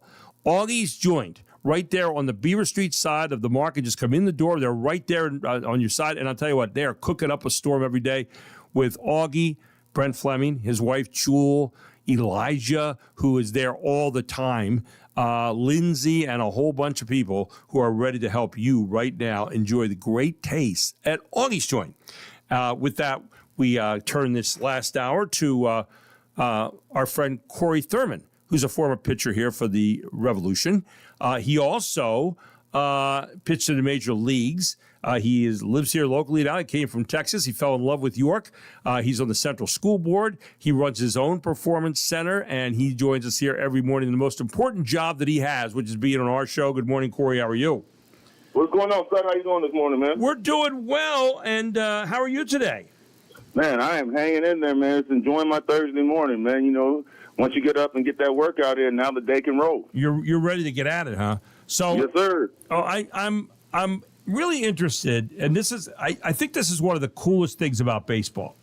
They have the Field of Dreams game tonight. Now it's going to be on tonight. I think it's on Netflix, but it starts at 7:30. You got the Phillies and the Minnesota Twins at the Field of Dreams in Dyersville, Iowa. Now, that's a 1989 movie set where the Field of Dreams, which is one of my all-time favorite movies. If you're a guy and you don't like Field of Dreams, you got to check. You got to check to see if you're a guy. I mean, I just don't know. Your thoughts about the Field of Dreams and having this Field of Dreams game. I think it's going to be streaming live on Netflix tonight at 7:30, and I just think it's the coolest thing. They don't have it often enough for my taste. Well, yes, I enjoy it because it's one of those things to where it's like, especially the first time, seeing them walk out of the corn and do all of that. And then, like, the other day I was watching when they were doing the minor league game, and I saw where Griffey and his dad came out and started playing catch, which was awesome. Wow. You know what I mean? And then they had the high school all-star game there yesterday. And then, because that was on MLB Network, I was watching that a little bit because you get to see the next prospects coming up. And then, it's like, obviously, with the Phillies and the Twins there, that's perfect because with that Midwest field and Philly going there with Twins, there's a lot of Twins fans in that area. You know what I mean? So that's a really cool thing, man. I enjoy it because the movie is awesome. You know what I'm saying? Because I always remember that line where he says, "Is this heaven?" He said, "No, this is Iowa." Right. You know what I mean? And that was so awesome. It's just one of those situations where, like you said, there's certain movies, and it's like it seems like all the great baseball movies Kevin Costner's in, Bull Durham, For the Love of the Game. You know what I'm saying? Field of Dreams. He's always the go-to guy. You know what I mean? Which is awesome. I love it. Well, they say the Phillies are going to have a day unlike any other in the long history of their franchise today. They'll wake up in St. Louis before boarding a flight to Iowa. They'll take on the Twins in the third installment of this game, which is presented, by the way, of course, by John Deere, which is a great one. Yes. Now, Kyle Schwarber was asking about the game. He said, I think it's going to be awesome. He says, I've never been out there before, so I'm excited to see the corn, see the field. Yeah. They actually filmed it at. Just to be in that atmosphere, I think it's going to be really cool, said Schwarber. So here you have this major leaguer saying, man, I'm like a little kid. I can't wait to get out there and see the corn and go out and play in the, where we saw this. It's going to be fun to watch tonight. So I'm actually going to tune into this one tonight. I want to see it on Netflix. I think it's going to be really neat. Yeah, that's one of those things where we'll be watching it here. It'll be on the TV. And because, when it comes, like on our TV is always sports or food on the main TV. Now, everyone has their own TVs. You can do what you want to do. But on the main TV that I watch all the time, it's either sports or food. Yeah, so tonight, that game's going to be on the main TV at the Thurman household? Oh, yes, sir, definitely. It'll be on this one for sure, definitely. And probably on my TV, I'm probably on my TV upstairs in the bedroom, too, just in case I got to go back and forth. I don't miss anything. So you got a backup plan for this whole deal tonight. Very good. Yes, sir. Yes, sir. Yes, sir. You got a backup plan for sure. Hey, what? No, I'll be finishing up then. Switching gears on you, what are your thoughts of this whole, the WNBA? You can't go through a day anymore without them being somewhere on the front page. Not always about basketball, but on this controversy about transgender stuff going on. I see 2 NBA players want to be in their next draft coming up next April. And they're saying, well, they're declaring themselves to be female during the time they're playing basketball. I mean, are we getting nuts in this country? What's going on from your standpoint? You know what? It's one of those things that it's like that's touchy because it depends. Because I know they had the ruling with the Olympics and people saying, well, they can't transgender can't swim because it's where you started out as. And I'm like, it's just very confusing. And if you identify yourself, but just because does that mean like, someone who switches over to a woman can now still play but you start as a man and you switch to a woman like Bruce Jenner, you see what I'm saying? Can you still, is it what if he was running track, would he have to run with the men or would he, you know what I'm saying? Right. Or how does that work? And that's tough. And for me, it's one of those things where it's like, I need more information. You know what I mean? Like, I need more, like, does it really matter? Because, if it's like, if you're really good physically, you're saying because you were born as a male, now you got physical advantage? Or well, now what if you're, like, not very good physically and you lose anyway? So what is it? Man, it's tough, Gary. It's tough. Well, we've seen examples in swimming here at the University of Penn. We've seen examples up in Connecticut and other places where a guy was so on the men's track team, but on the women's side of things, he was setting NCAA records. So, as a woman, so you look at those, you say, okay, well, there's those examples. But, I think your point that you make is a really good one right there. We want more information. A lot of people say, well, wait a minute. Yeah, but on the other hand, it's not that complicated when you say you got the Women's National Basketball Association. I mean, there you go. It was set aside for women. And why? Because women play basketball under the rim for the most part. Guys play basketball in the NBA over the rim for the most part. So, geez, I don't know. It just seems to me that, we've got a place for you to go there and play. But maybe I'm being too simple about it. You know what? Sometimes simplicity is the best way to go because when we get more opinions and more politics and more things involved in it, that's when stuff gets muddled. And then it's kind of like, what's the decision you make? And it's got to be in your own heart. Like, for me, I like competition, so it doesn't matter to me. And, like, this is one of those things that doesn't matter, but I actually care. You see what I'm saying? Right. I care about the decisions that are being made because these are the decisions that affect the world. And like you're saying about records and stuff like that, this is how things are affected. You know what I mean? So I just don't see – that'd be like saying if Kyle Schwarber – and we were talking Kyle Schwarber, take an example, and he wanted to change.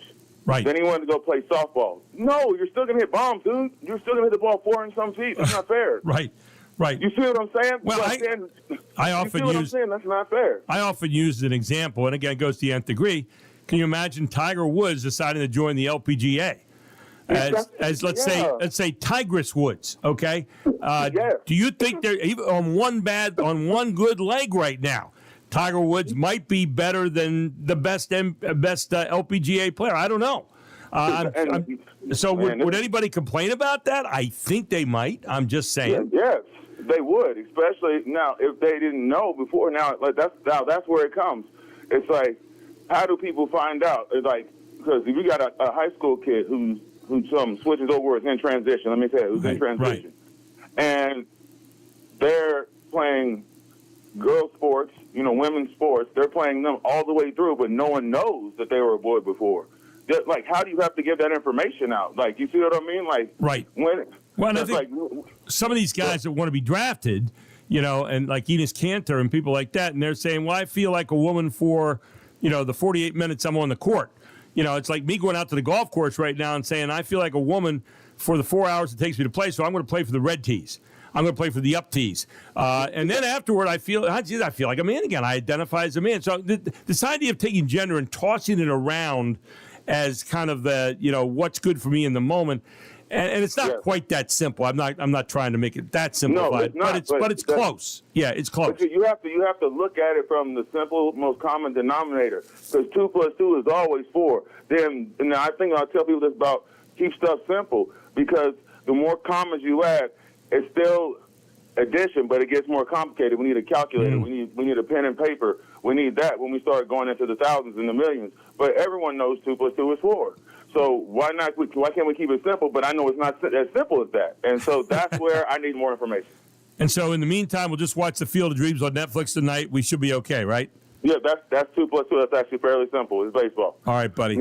Always you got it. You always know that 3 strikes is an out, and there you go. And then Corey Thurman probably got the W on the end of that thing. So hey man, that's always a great day. It's always a great evening. Hey, have a good night tonight, my friend. I'll talk to you in a bit. All right.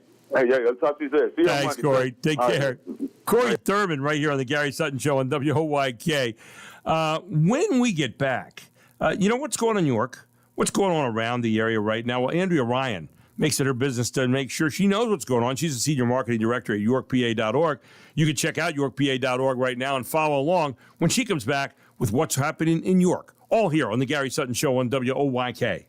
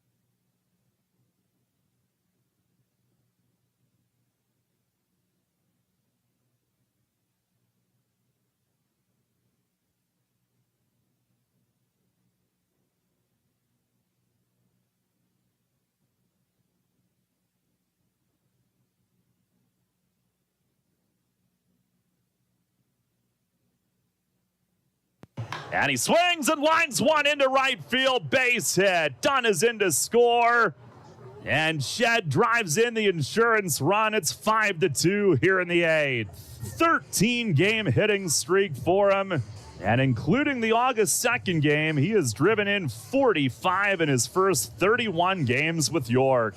Remarkable. And the fastest guy to ever do that in the history of the Atlantic League, Shed Long Jr., 45 RBIs in 31 games. By the way, under things to do, Chris from Barry Orchard, I know this hour is sponsored by Augie's Joint, but Chris from Barry Orchard just wrote me and said, this Saturday at Central Market, from 7 a.m. to 2 p.m., they've got an Italian beef sandwich on ciabatta bread, Chicago-style, Mark.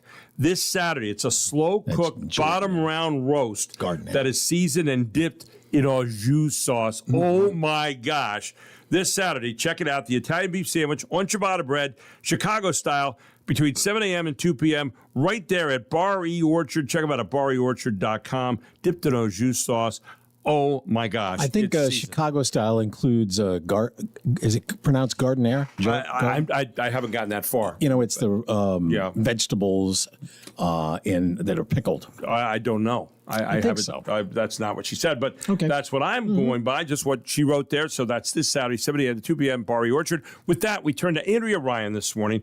Andrea Ryan, of course, is the person who is the senior marketing director at yorkpa.org. You can follow the bouncing ball here this morning at yorkpa.org. Good morning, Andrea. How are you?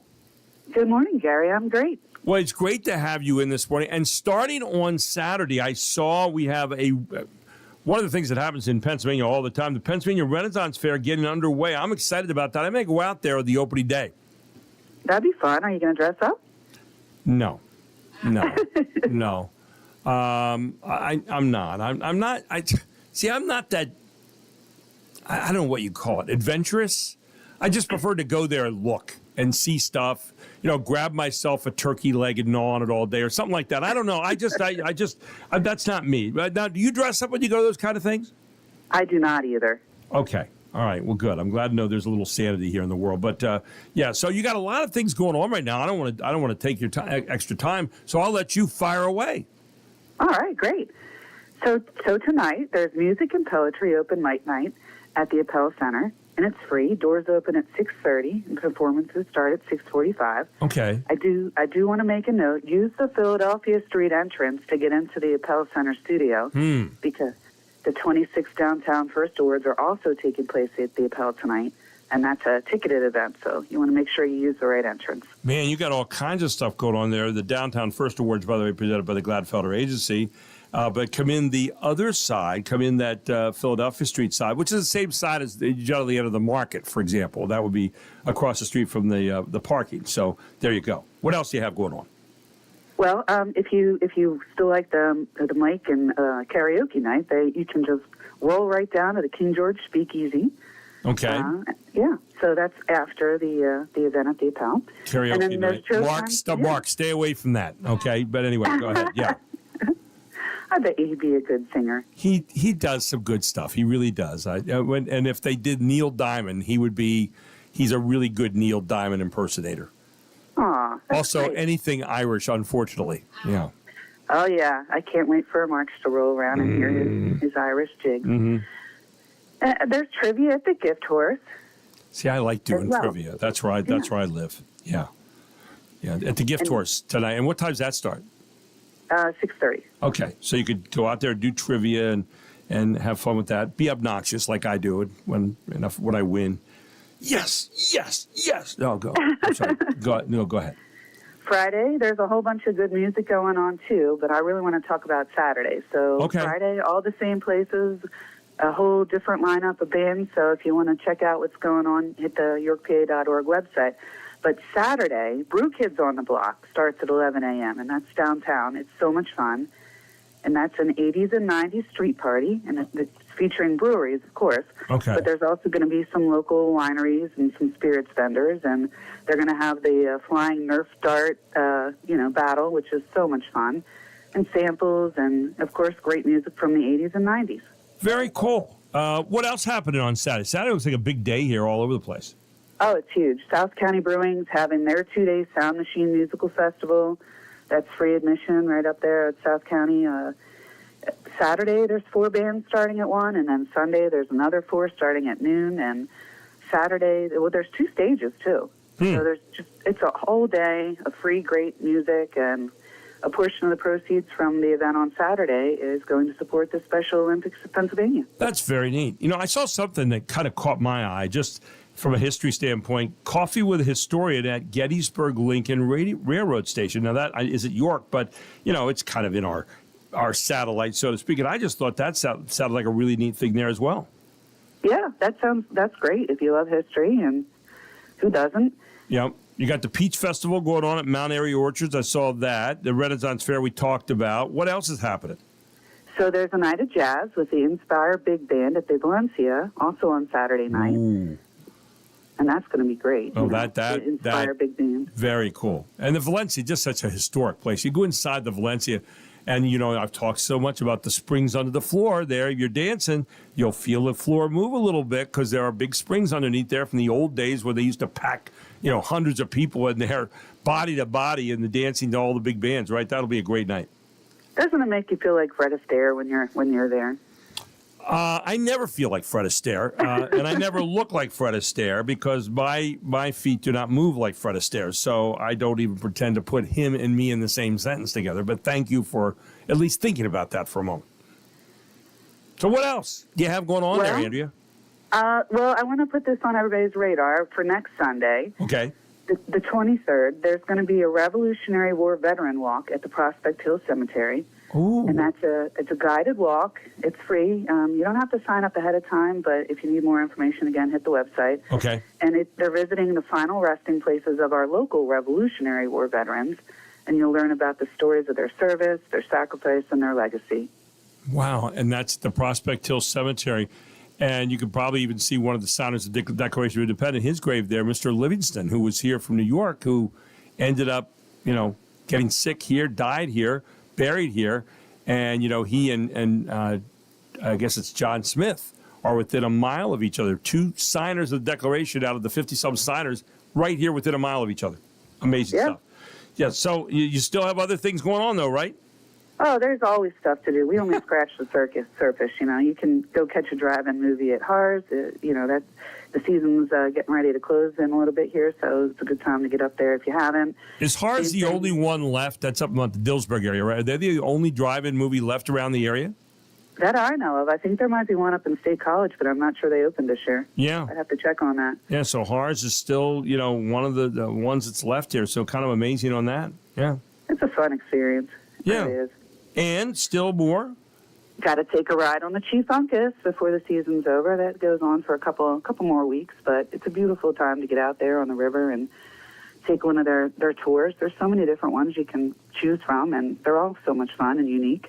Now, I know next Thursday we have got the Pack the Park for Kindness night right here at Wellspan Park. High Point's going to be in town to play baseball, but we're packing the park for kindness that night. I'm going to be out here with a whole lot of people and looking forward to packing the park for kindness. Would you like to be my guest that night up here in the suite on the 20th? I think I would. On the which day is it? It's on the 20th. It's the Thursday night, and I would love to have you come up and be our guest. Maybe bring your husband along, and you know, we'd love to have you up here that night at our suite if you'd like to come. Oh, yeah, I'd love to help pack the park. Well, you're right there. So we're going to pack the park for kindness that night. Kindness Worldwide. Kevin Smith, you know, really pushing that. We're going to have the mayor here in our box that night, and we'll have Andrea Ryan in our box that night. I mean, how much more famous do you have to be? I mean, you're in their presence, and right there you go. So all that going on next week. Final one. It's a can't miss. You got to get to this out in the local area. What would it be? I'd definitely take one of those walking tours downtown. The weather's perfect. You know, the Tasted Tour with Missy. If you like food, and who doesn't, you know, you're going to get to go around to all the different places and sample and meet new people, and, you know. Walking. That doesn't suit. Yeah, walking. Can never go wrong with that. And, of course, Central Market. Open today, open Saturday, 7 a.m. to 2 p.m., and people get out here and enjoy all that the Central Market has to offer and meet your friends, do all the same things, and maybe even make that part of your walking tour. Who knows? Andrea, always great to have you. People can find out more about other things that are going on. YorkPA.org. No one does it better than Andrea Ryan. And I'm going to put you down for next Thursday. All you got to do is show up here. I'll leave tickets for you at the will call, and you come up and be part of our group that night. We'd love to have you, Andrea. I'd love to introduce you to everybody. And you do so much for us during the course of the year. We really appreciate it. Thank you. I appreciate it. I look forward to seeing you next week. Thank you, Andrea. Thursday night, Pack the Park night here at Wellspan Park. And Andrea Ryan will be up here as part of our group, she and her husband. And just a lovely lady, and we look forward to having her as guests in our box. Of course, Mark will be there that night. I mean, another luminary, Mark McKenzie and Deb. And so just so many people will be joining us that night for Pack the Park night. We hope you get out here for that. Get to all the places. Find out about it at YorkPA.org. Andrea Ryan just does a great job. We'll take a break. We'll come back. We got Aaron Anderson right around the corner. This hour being brought to you by Augie's Joint. Normally open 10 a.m. to 2 p.m. every day from Tuesday through Saturday. It is closed today because they're down helping the Baltimore Police Department today and catering that event. But they'll be open again tomorrow on Saturday, 10 a.m. to 2 p.m. Augie's Joint for the best in sandwiches at lunchtime. And they just become such a popular place. It's amazing. I was down there last Saturday getting the sandwich with my wife, and I'll tell you what, it was mobbed. They're doing a great job. You want to get great taste, including the Gary Sutton Show burger, come to Augie's Joint, 10 a.m. to 2 p.m. Not open today, but open tomorrow and Saturday and every other day, Tuesday through Saturday, normally 10 a.m. to 2 p.m. We'll take a break. We'll be back with Aaron Anderson up next here on the Gary Sutton Show on WOYK.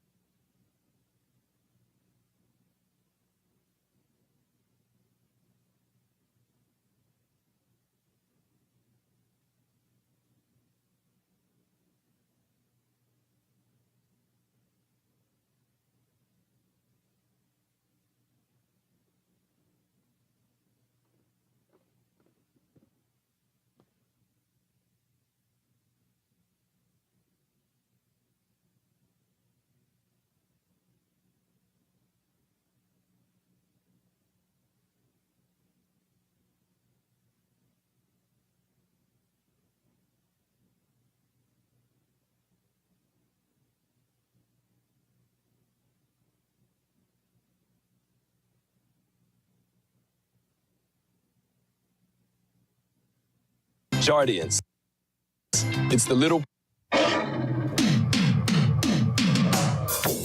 Welcome back. The Gary Sutton Show. You know who this is. Michael Jackson from the Bad album.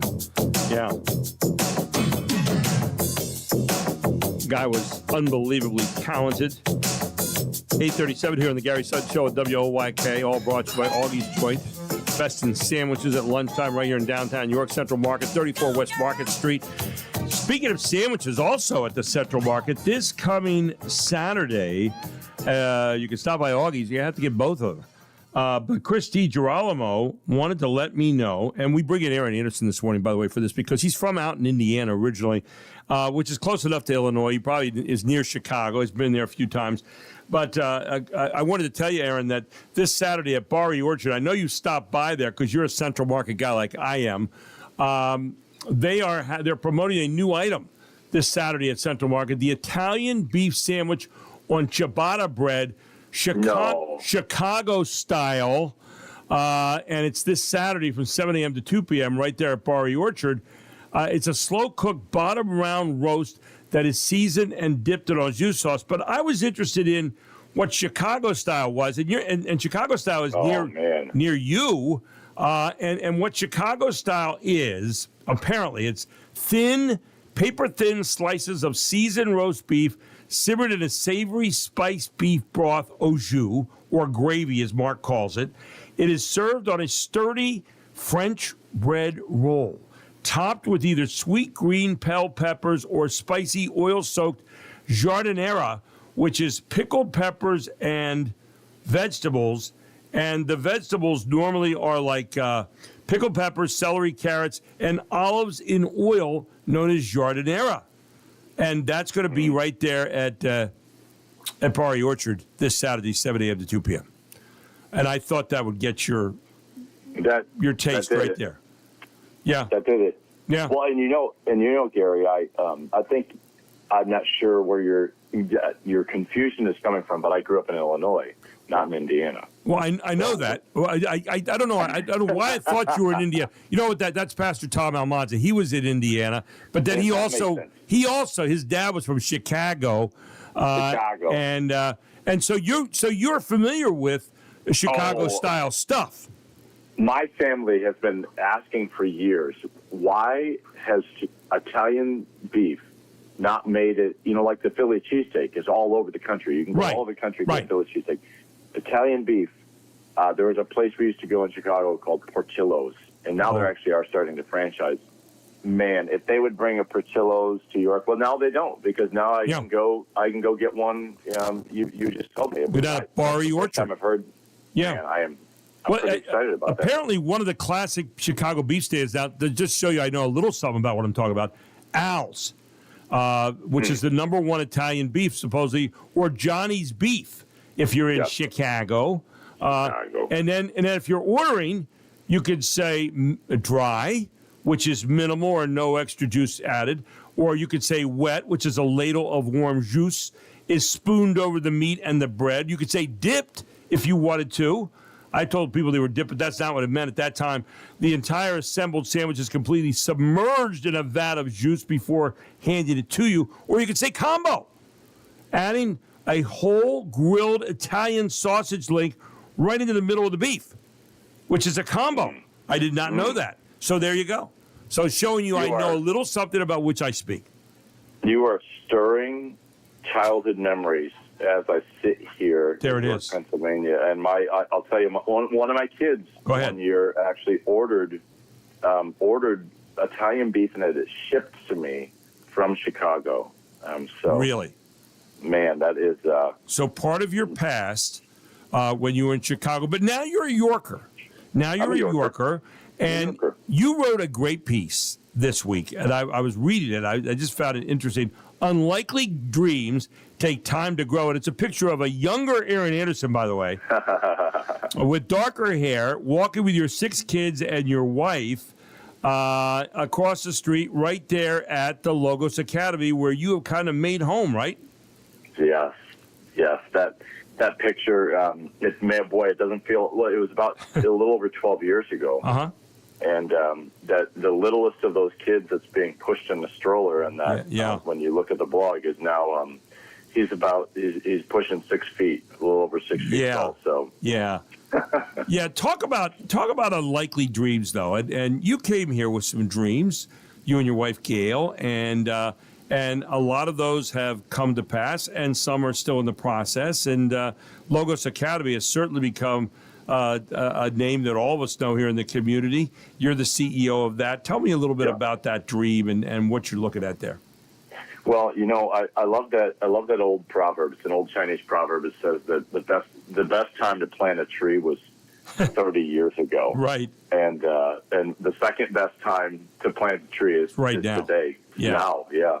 Well, so I tell the story of 3 different schools. A school, obviously Logos Academy right here in York, the Oaks Academy that started in Indianapolis, and then Hope Academy that started in Minneapolis, Minnesota. All 3 actually started in 1988 or 1999, all with the same mission to say we want to start schools that are grounded in the love of Jesus for all kids, and for kids specifically that are in neighborhoods where, maybe they just don't have a great shot at getting an education, and there's a lot of poverty and struggle. All 3 of those schools started back, now almost 30 years ago. Yeah. All 3 in the earliest years, I know, probably wondered, is this a dumb idea? Is this a right. Are we going to make it? We decided to start a school, bricks and mortar schools and we're going to basically give the education away and just raise the money to do it. Right. Are we crazy? Because none of those schools were really government. They were never government funded. They weren't charter schools. They were private Christ-centered schools, but they were really focused on reaching a very different population of kids, or kids that were, very poor from a financial perspective and their families couldn't afford it. And man, I can tell you now, like knowing all 3 schools you look at and you just think, wow, it's really amazing what God has done, but it took a lot of time and I'll tell you, it stretched our faith in 100 ways. Yeah. Thousands of ways. Yeah, and I want to talk more about that with you this morning, because I think, when you're following a dream, when you're doing something, there's a lot of things that get in the way. There's a lot of doubts that come in sometimes, and you have to refer back in your case to faith, to your belief in God. It was funny. I was talking last night. I was a commencement speaker last night at the York County School of Technology adult ed graduation class at the Field House over there at York County School of Technology, which is a beautiful place, by the way. And I was talking about that and talking about the idea of everybody has a place that they're going right now. Everybody has, I said you can start or you can stop. You have the choice of starting or stopping. There's an old line in Bagger Vance. It's a golf movie, but really good movie where Will Smith, who is kind of an angel in that, he's Bagger Vance, talks to Matt Damon, who's got all these self-doubts left over from World War I, and he says, you can start or you can stop. And he said, where do I start? And he said, go back to the beginning. Go back to where you kind of got this whole dream started, and that's where you go. And, and so many things, whether it's starting a school, whether it's starting a new place in life. A lot of these people last night that I was talking to are graduates had dropped out for a while, maybe because they were having children, or maybe because they were downsized, or maybe because they, had been put in a situation where they had doubts about where they were. And they all got started again, and they all achieved a diploma last night. And it was amazing. I watched every one of their stories that were being told. And it was amazing to me how these people had started again. And you started the school. And I want to come back and talk more with you about this idea about sometimes unlikely dreams take time to grow. And what we consider to be unlikely might not have been seen as unlikely by you. But I want to come back and talk to you about that when we return here on the Gary Sutton Show. And I do want to remind you, by the way, that we're sponsored also by York TMS Clinic. And many of you know, you talk about dreams. Sometimes clinical depression gets in the way of those dreams, too. I know because I've had to fight that during my lifetime, and in my family, clinical depression was a big thing. But I found a way to fight it. But there are, sometimes a lot of those ways that I found don't necessarily work for everybody. Okay, and clinical depression is one of those things that had a stigma with it for a long time because people thought, well, it's some kind of weakness or whatever, and we were afraid to talk about it.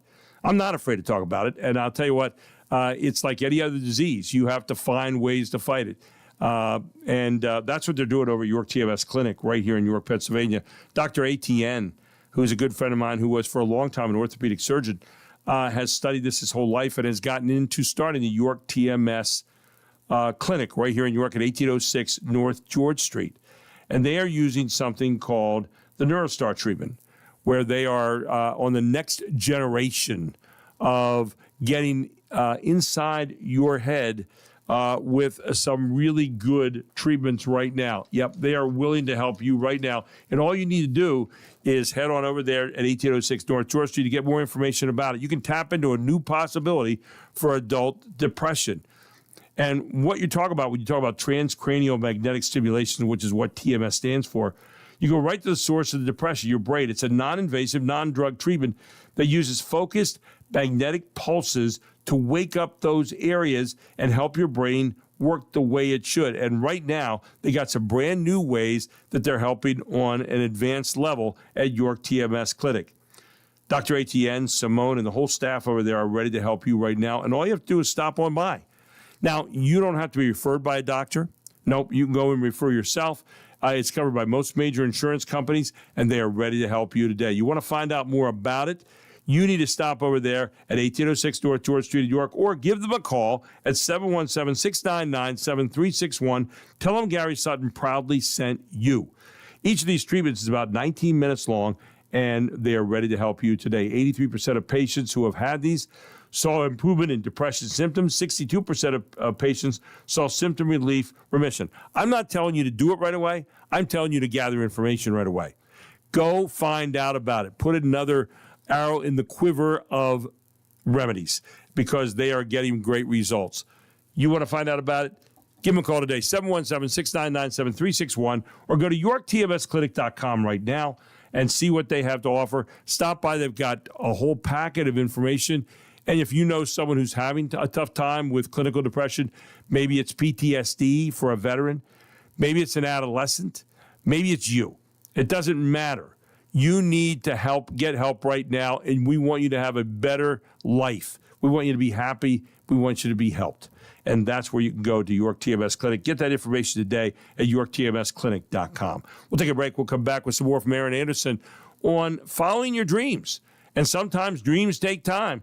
Well, Aaron Anderson has been, following his unlikely dream, and it's grown to the Logos Academy and so much more. He'll talk more about it when he comes back right here on WOYK.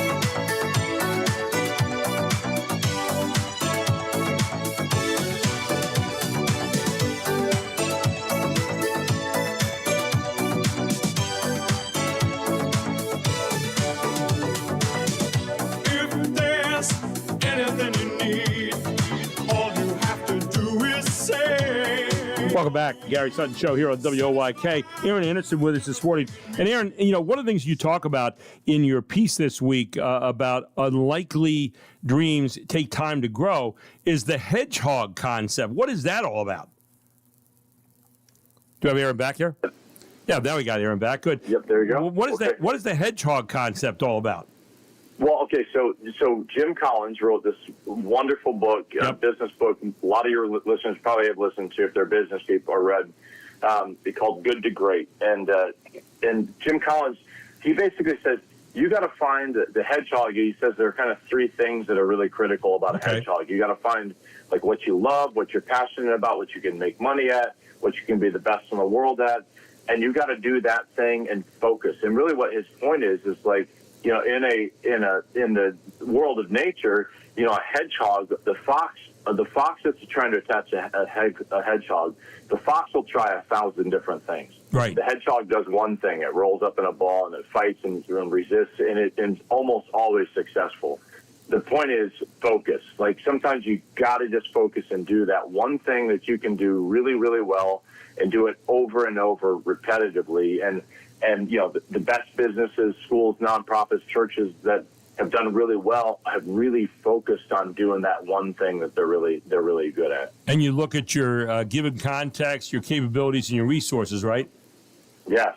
Yeah. All those things. I mean, you've got to figure out. I'd say for like Logos Academy, you have to figure out like what is your hedgehog? What's that one thing we can do? And so for us, it's we know we're serving a population of kids that have a lot of need and but have a lot of potential, and so we're going to love those kids with God's love and push them and hold them accountable and create hopefully a beautiful environment where they can thrive and flourish.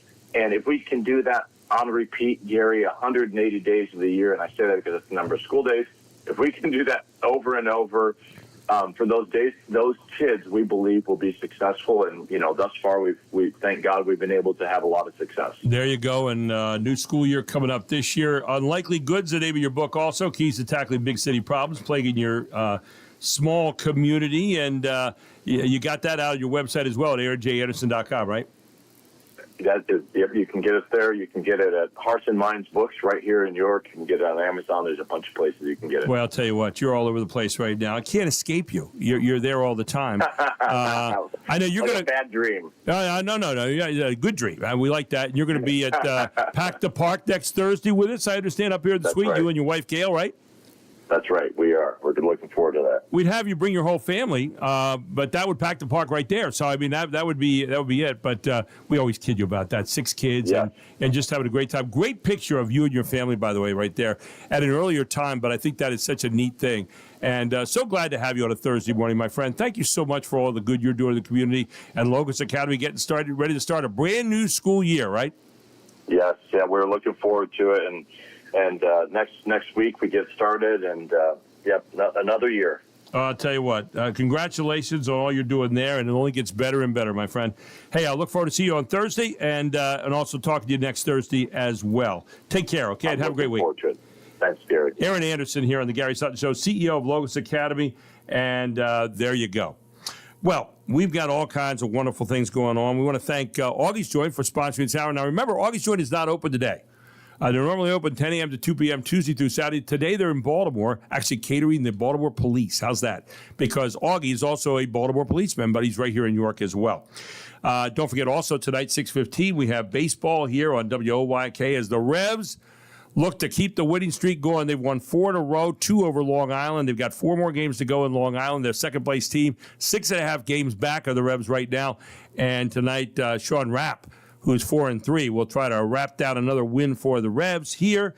That all starts at 6:15, 6:35 airtime. Thank you to Augie's Joint for sponsoring this hour. Thanks also to Inside and Sparler Attorneys of Law and Kindness Worldwide.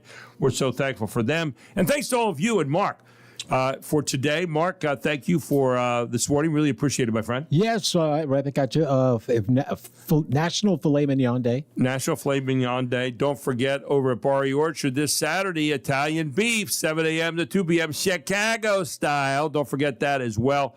And have a great day, everyone. We always appreciate you joining us and tuning in every morning right here on the Gary Sutton Show on WOYK. We'll see you tomorrow at 6 o'clock. Right now, it's 9 o'clock.